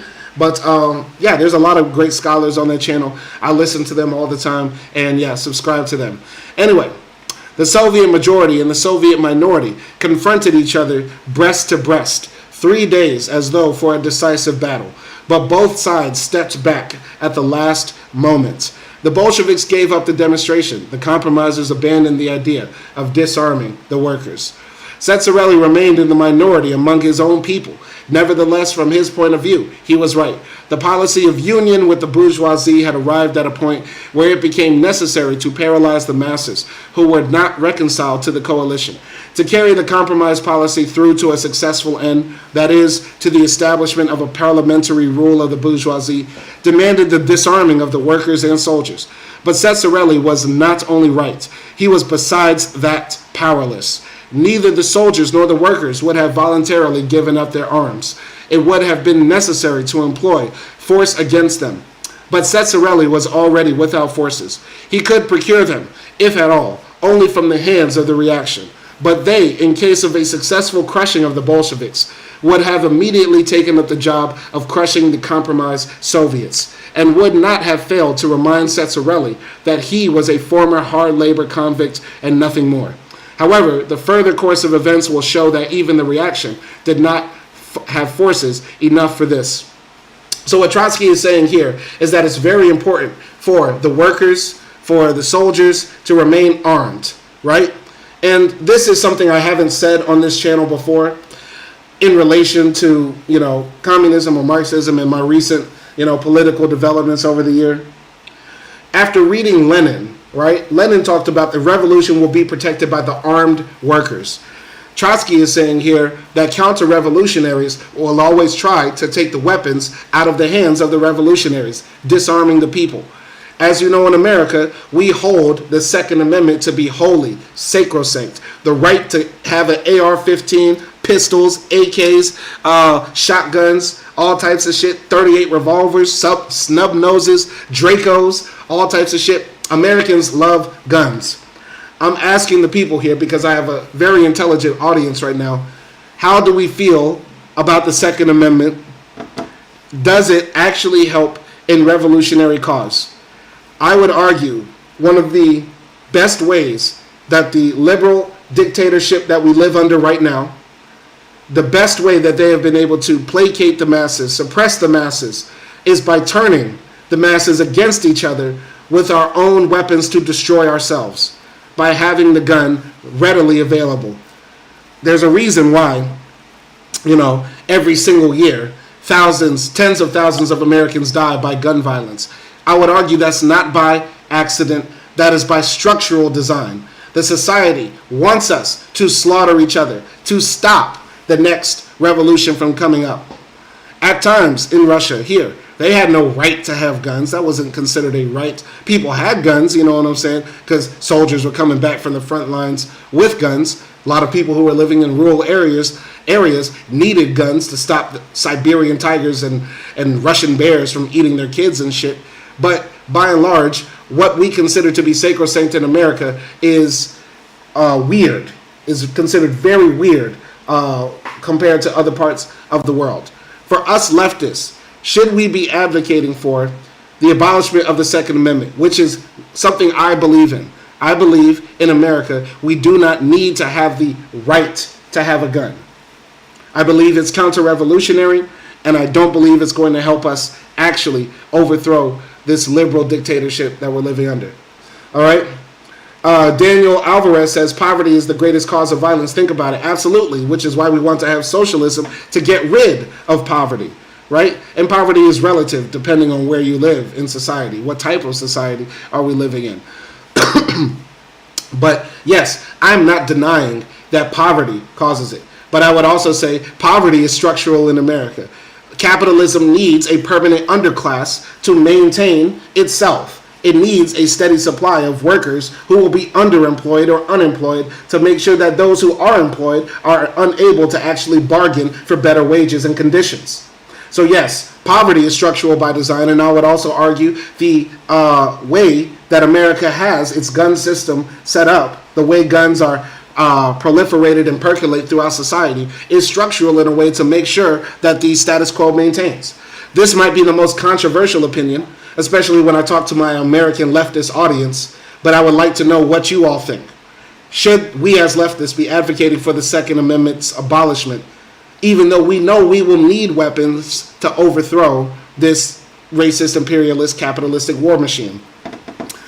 I don't know. Tell me what you think in the comments. I would like to know what you think.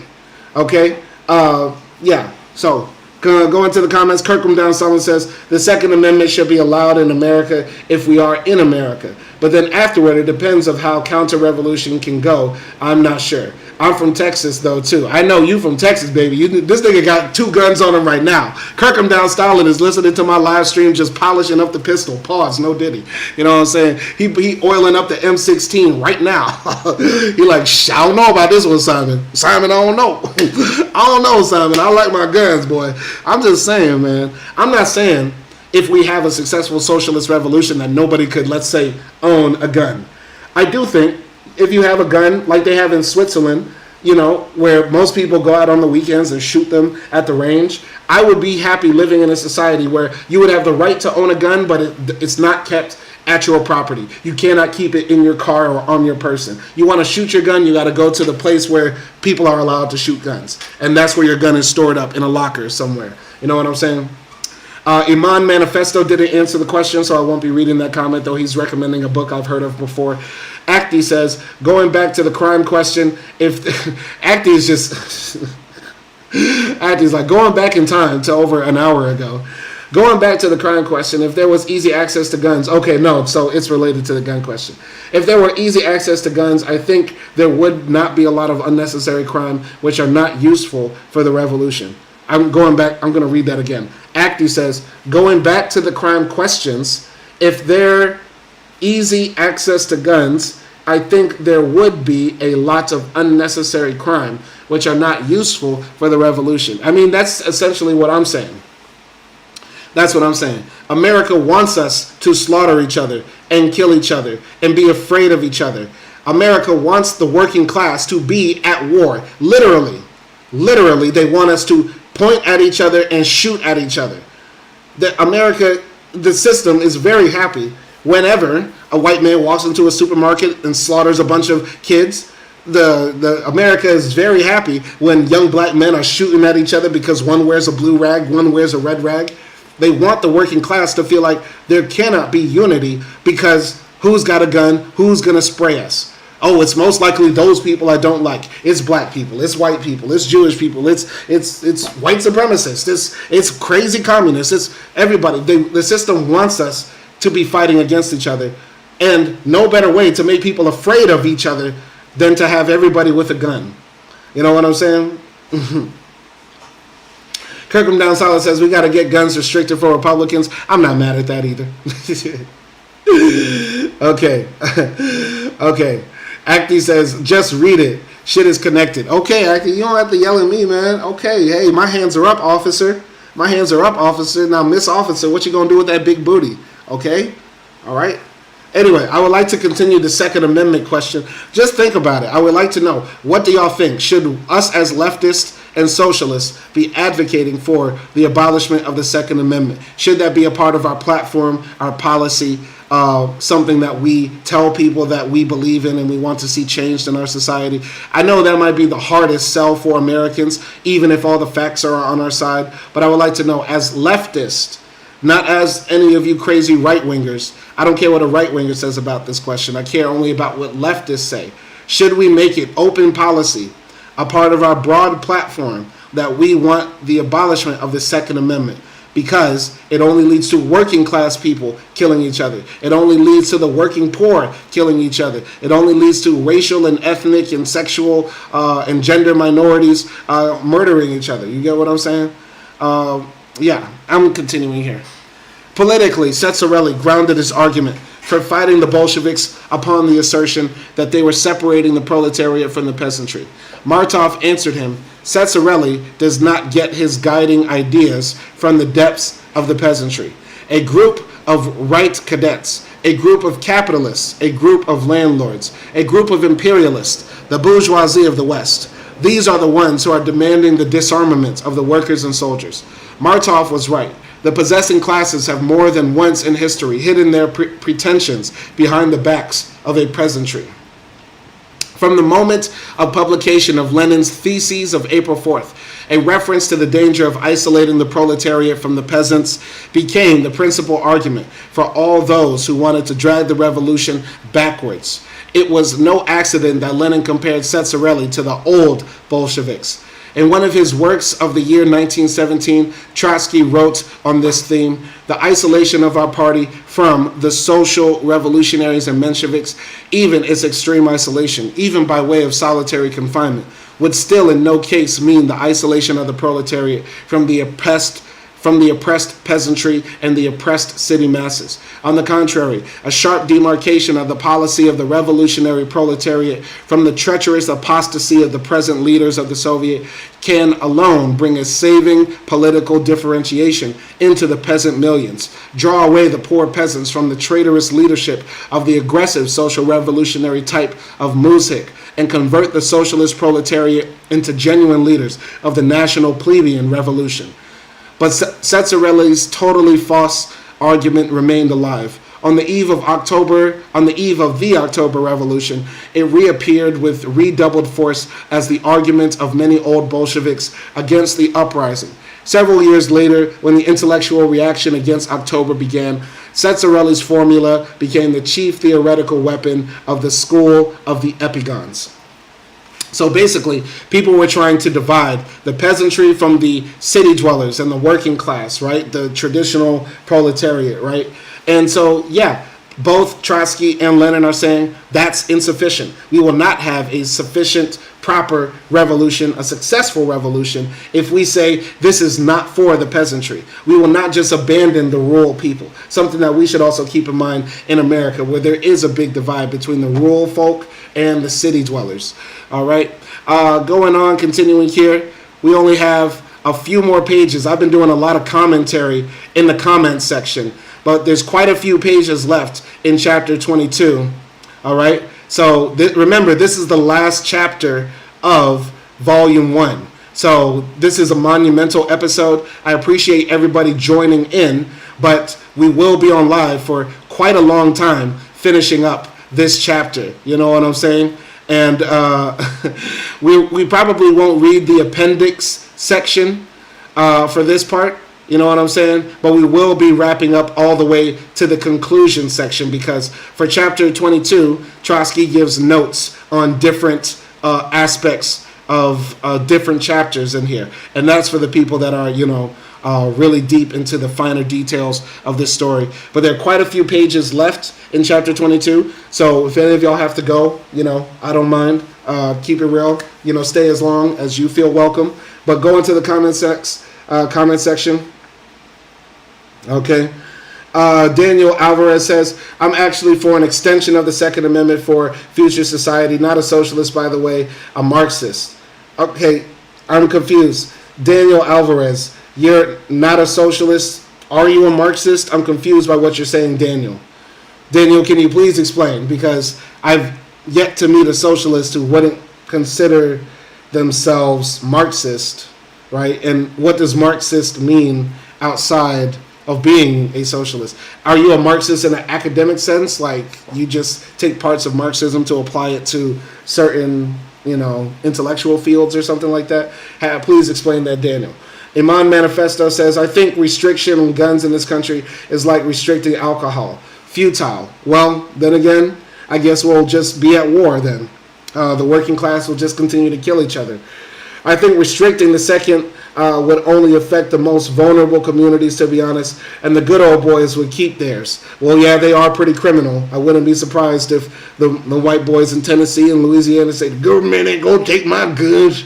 Yeah, so I get what you're saying there. But once again, I think that's the fear, right? We have it in our mind, like we're gonna be, like they're gonna immediately just start slaughtering black folks. Well, in a way, they're doing that now, right? In a way, they we already have guns, and police pull up and shoot 12-year-olds for playing with toy guns. You know what I'm saying? We already live in a society where police can lean on a man's neck for 9 minutes in public, broad daylight, and murder a man on live stream. You get what I'm saying? We already live in that world where vulnerable communities are targeted by the gun. You know what I'm saying? All right. Imam Manifesto says restrictions on, I guess restrictions, I stepped away on multitasking. Okay. AS says, do you maths debate? AS, we're not talking about math. Kirkham Down Silent says, like a Trotskyist, a lot of Trotskyists call themselves Marxists only or Leninists only. Like a Trotskyist, a lot of Trotskyists call themselves Marxists only or Leninist only. Okay. So are you implying that Daniel Alvarez is just a pure Marxist? He identifies as just a pure-blooded Marxist, I guess, if that's even possible. I guess I would love to know how that would make sense. You know what I'm saying? Because Marx never was in a revolution. He was never in a shooting war. You know what I'm saying? Marx never picked up that gun. You know what I'm saying? He never put in work. He did the groundwork, but he never put in work. You know what I'm saying? So Daniel Alvarez, if you could clarify your ideology and what you mean by that. All right? Anyway, let me blow my nose real quick.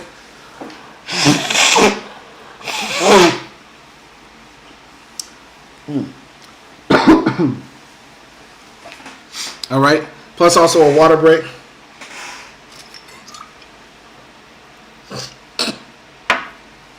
All right. Kirkham Down says there are modern Trotskyist organizations that kind of talk about this stuff, but I don't know. Okay. Yeah, I guess I guess it's possible to identify as anything. I would be surprised if I met somebody who's like, I'm strictly a Leninist. Fuck Marx. I'd be like, damn, how deep in the rabbit hole did you go? Oh shit, I'm strictly a Leninist. Fuck Marx. Hey, I'm so confused by some of these people's comments, man, and how they think. Anyway, yeah, we have a few more pages to read. Let's put in the work. Let's do it. At the same session of the Congress, which condemned the Bolsheviks in their absence, a representative of the Mensheviks unexpectedly moved to appoint for the following Sunday, the 18th of June, a manifestation of workers and soldiers in Petrograd and other important cities, in order to demonstrate to the enemy the unity and strength of the democracy. The motion was carried, although not without bewilderment.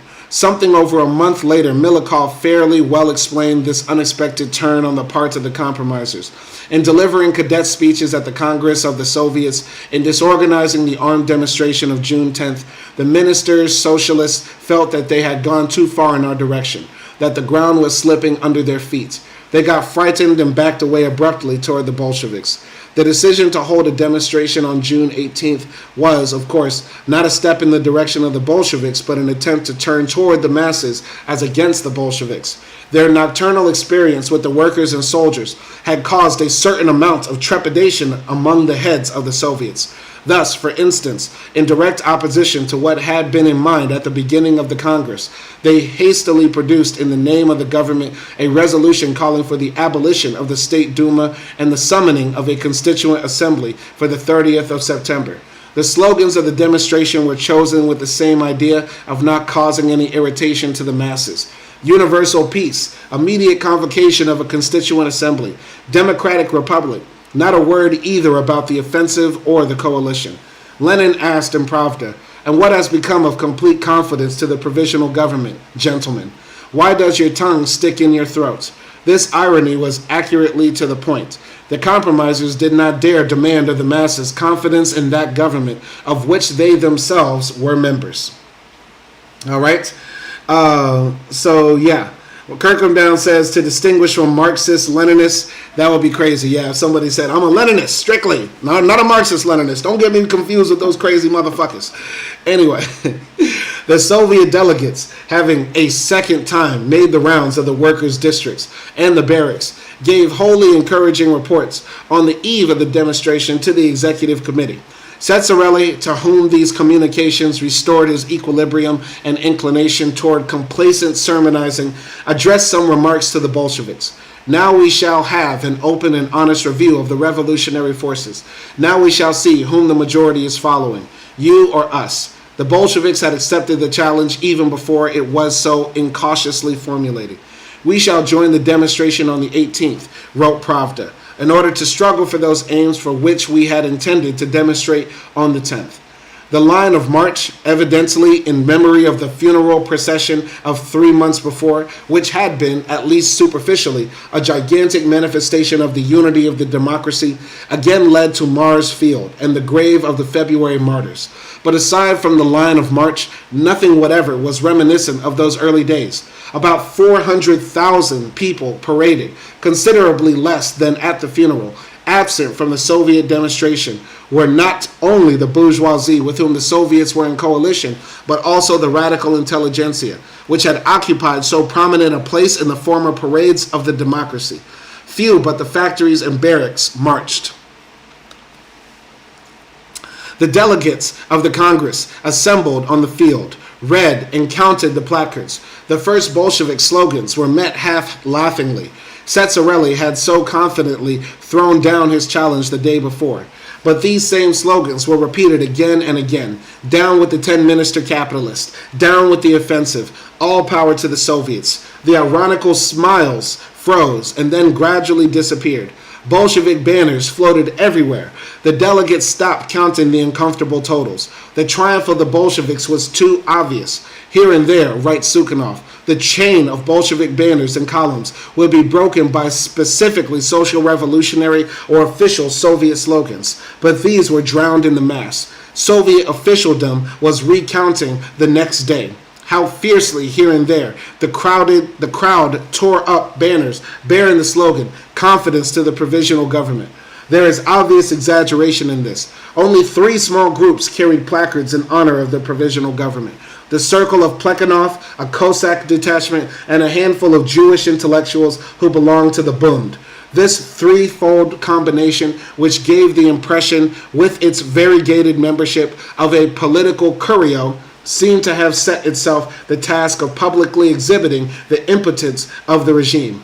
Under the hostile cries of the crowd, the Plekhanovites and the Bund lowered their placards. The Cossacks were stubborn, and their banners were literally torn from them by the demonstrators and destroyed. The stream which had been flowing quietly along until then, writes Izvestia, turned into a veritable river of the flood, a veritable river at the flood, just at the point of overflowing its banks. That was the Viborg section, under the banner of the Bolsheviks. Down with the 10 minister capitalists. One of the factories carried a placard, "The right to life is higher than the rights of private property." This slogan had not been suggested by the party. So even the people were very revolutionary. Once again, imagine the scene. It's a big day in Russia. Everybody's outside. They're here for this major demonstration. Some counter-revolutionaries are there. They see these people start popping up with these red banners that say, "All power to the Soviets," "Down with the offensive," meaning stop the war, "All power to the people," "Down with the minister of bourgeois intellectuals that are running the government and just want to bring back the bourgeoisie." And so the counter-revolutionaries are looking at it and they start laughing. They say, "Ha ha, look at these crazy communists." But then more flags start popping up. More flags start popping up. And then they start realizing, oh shit, it's really going down. And then there are some people here waving flags for the old regime and stuff like that. But then they get jumped on. People start jumping on them and tearing down their flags. Absolutely gangster. Incredible. Continuing. Dismayed provincials were looking everywhere for their leaders. The latter lowered their eyes or simply went into hiding. The Bolsheviks went after the provincials. Does this look like a gang of conspirators? The delegates agreed that it did not. In Petrograd, you are the power. They concealed in a totally different tone from that in which they had spoken at the official sessions, but not in the provinces, not at the front. Petrograd cannot go against the whole country. That's all right, answered the Bolsheviks. Your turn will soon come. The same slogans will be raised. During this demonstration, wrote the old Plekhanov, I stood on Mars Field beside Trotsky. I saw on his face that he was not deceiving himself in the least about the significance of the astonishing number of placards demanding the overthrow of the capitalist ministers. It was emphasized as though intentionally by the veritably imperious commands with which some of the Leninists addressed him as they passed by like people celebrating a holiday. The Bolsheviks certainly had ground for a holiday feeling. Judging by the placards and slogans of the demonstrators, wrote Gorky's paper, the Sunday demonstration revealed the complete triumph of Bolshevism among the Petersburg proletariat. It was a great victory, and moreover, it was won on the arena and with the weapons chosen by the enemy. While sanctioning the offensive, recognizing the coalition, and condemning the Bolsheviks, the Congress of Soviets had called the masses on its own initiative into the streets. They came with the announcement, we don't want either offensive or coalition. We are for Bolshevism. Such was the political meaning of the demonstration. No wonder the papers of the Mensheviks, who had initiated the demonstration, asked themselves mournfully the next day, who suggested that unhappy idea? Of course, not all the workers and soldiers in the capital took part in the demonstration, and not all the demonstrators were Bolsheviks. But by this time, not one of them wanted a coalition. Those workers who still remained hostile to Bolshevism did not know what to oppose to it. Their hostility was thus converted into a watchful neutrality. Under the Bolshevik slogans marched no small number of Mensheviks and Social Revolutionaries who had not yet broken with their party, but had already lost faith in its slogans. I want to ask the people here, because demonstration now is becoming a dirty word amongst liberals and leftists. What's the point of marching? What's the point of demonstrating? Etc., etc. I would like to ask all of you, what do you think of demonstrating? Like the traditional marching down the street, holding placards, raising our voices, marching down to the police station. What do you think about all that? Do you think it's useful? Do you think it's a revolutionary strategy? Should it always be implemented? You know what I'm saying? Can we still have radical activity without demonstrations? What do you think?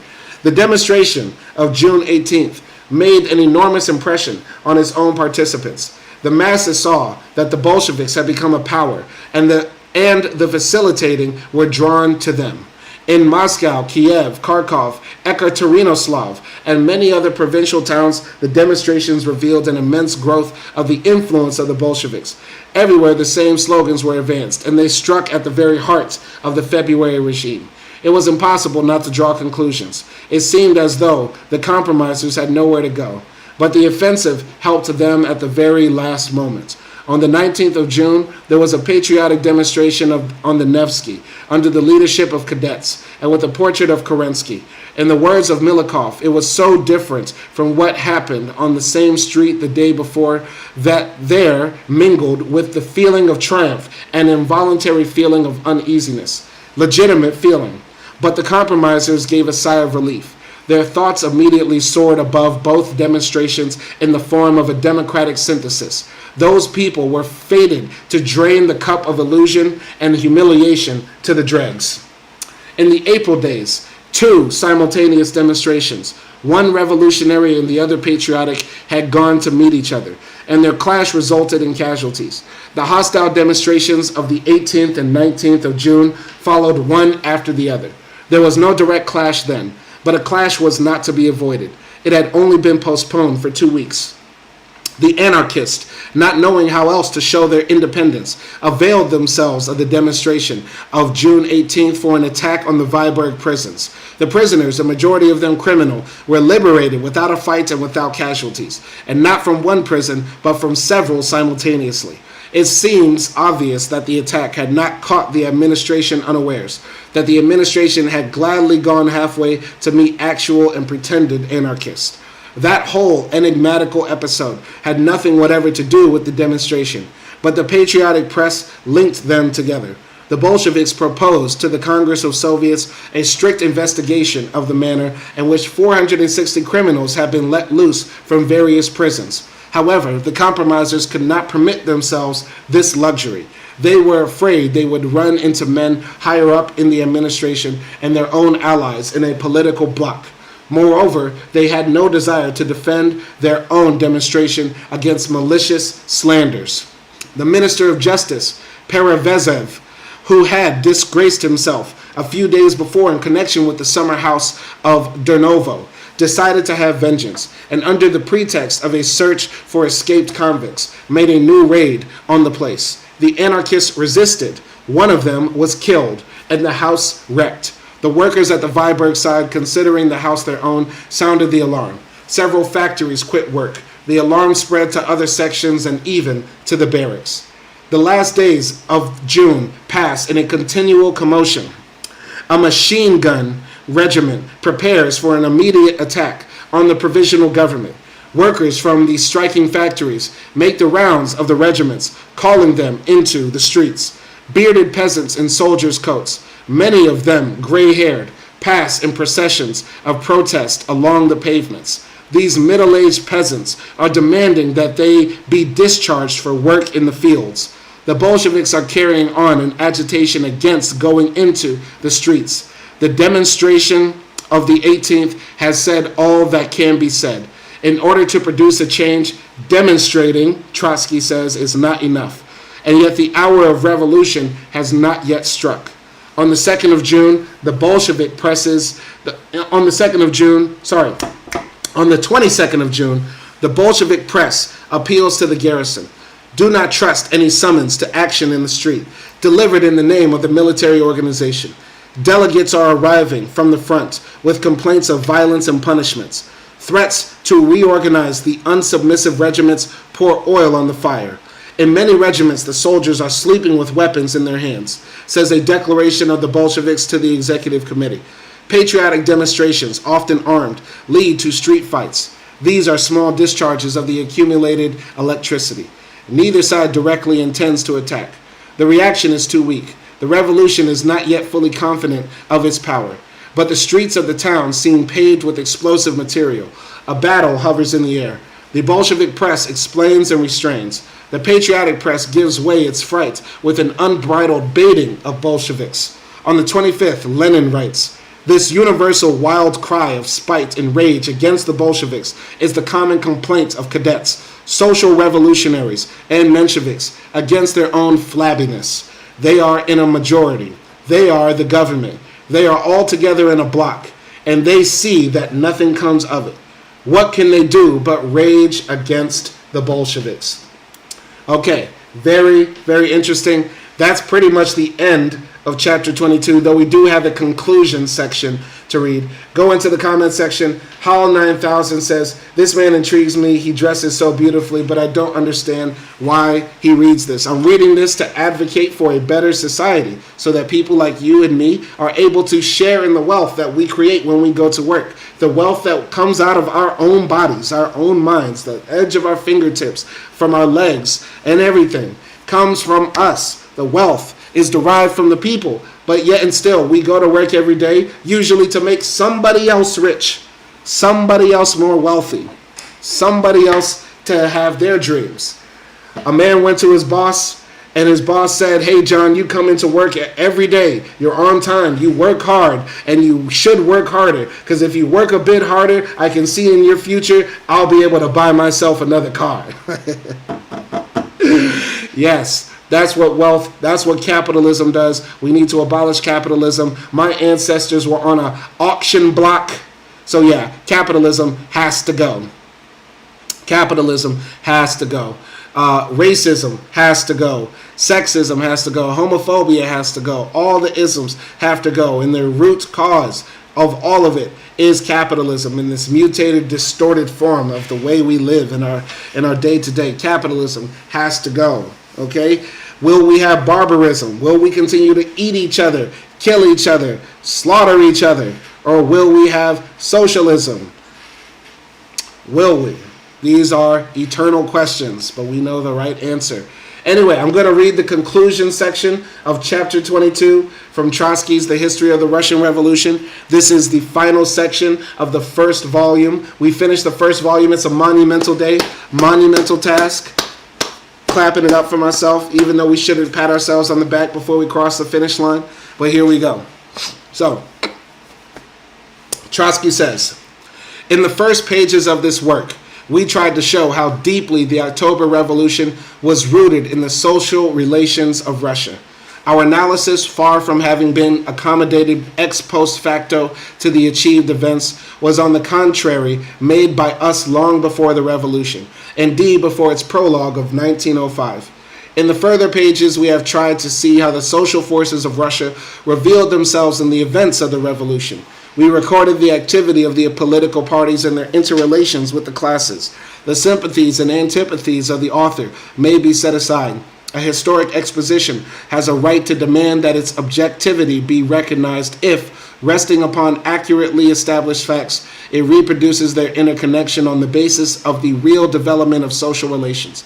The intercausal order of the process thus coming to life becomes itself the best proof of the objectivity of the exposition.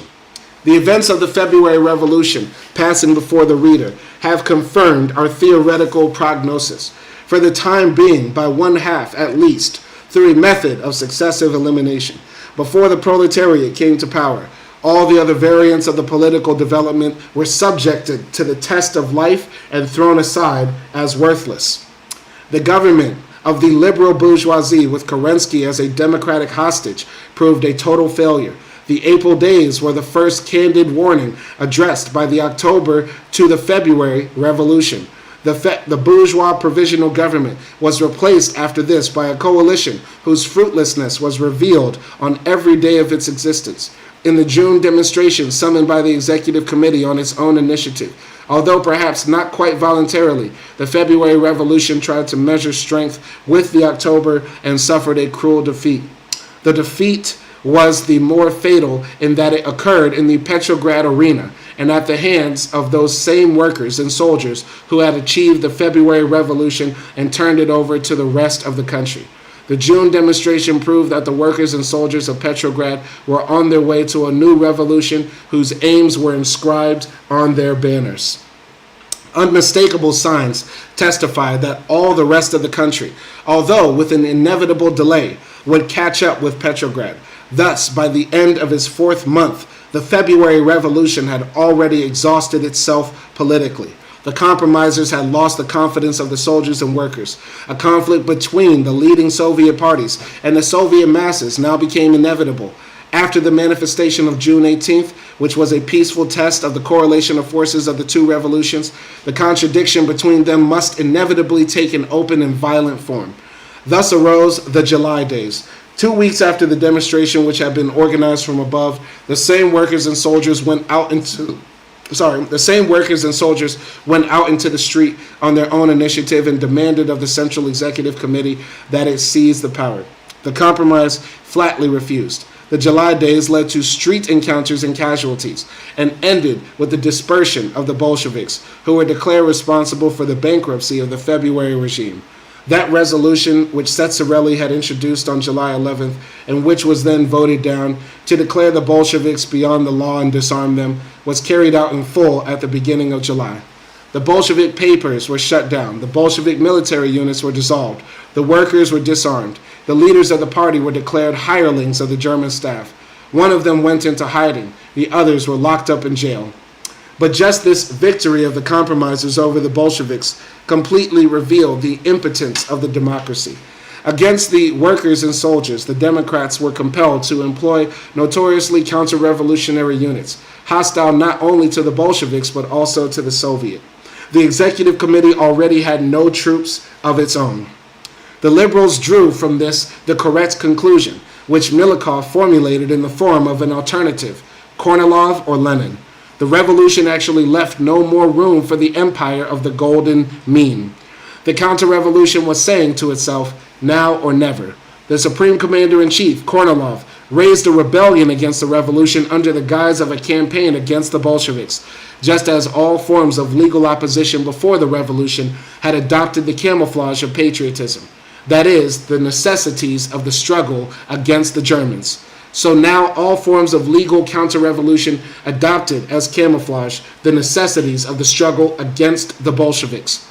Kornilov had the support of the possessing classes and the party, the cadets. This did not hinder, but rather promoted, the result that the troops deployed against Petrograd by Kornilov were defeated without a fight, capitulated without an encounter, went up in vapor like a drop falling on a hot stove lid. Thus, the attempt at a revolution from the right was made, and moreover by a man standing at the head of the army. The correlation of forces between the possessing classes and the people was tested in action. In the choice between Kornilov and Lenin, Kornilov fell like a rotten fruit, although Lenin was still at that time compelled to remain in deep hiding. What variant after that still remained unused, untried, untested? The variant of Bolshevism. Actually, after the Kornilov attempt and its inglorious collapse, the masses stormily and decisively swung over to the Bolsheviks. The October Revolution advanced with a physical necessity. In distinction from the February Revolution, which has been called bloodless, although it cost Petrograd a considerable number of victims, the October Revolution was actually achieved in the capital without bloodshed. Have we not the right to ask, what further demonstration could be given of the deep natural inevitability of the October Revolution? Is it not clear that this revolution can seem the fruit of adventurism and demagogy only to those whom it damaged at the most sensitive point, the pocketbook? The bloody struggle breaks out only after the conquest of power by the Bolshevik Soviets, when the overthrown classes, with material support from the governments of the Entente, make desperate efforts to get back what they have lost. Then come the years of civil war. The Red Army is created. The hungry country is put under the regime of military communism and converted into a Spartan war camp. The October Revolution, step by step, lays down its road, beats back all enemies, passes over the solution of its industrial problems, heals the heaviest wounds of the imperialist and civil war, and achieves gigantic successes in the sphere of the development of industry. There arise before it, however, new difficulties flowing from its isolated position with mighty capitalistic land surrounding it. That belatedness of development which had brought the Russian proletariat to power has imposed upon that power tasks which in their essence cannot be fully achieved within the framework of an isolated state. The fate of that state is thus wholly bound up with the further course of world history. So this is the final paragraph of the final chapter of Volume 1. We're wrapping it up right here. Final paragraph, very short, 2 sentences. The first volume, dedicated to the February Revolution, shows how and why that revolution was bound to come to nothing. The second and third volumes will show how the October Revolution triumphed.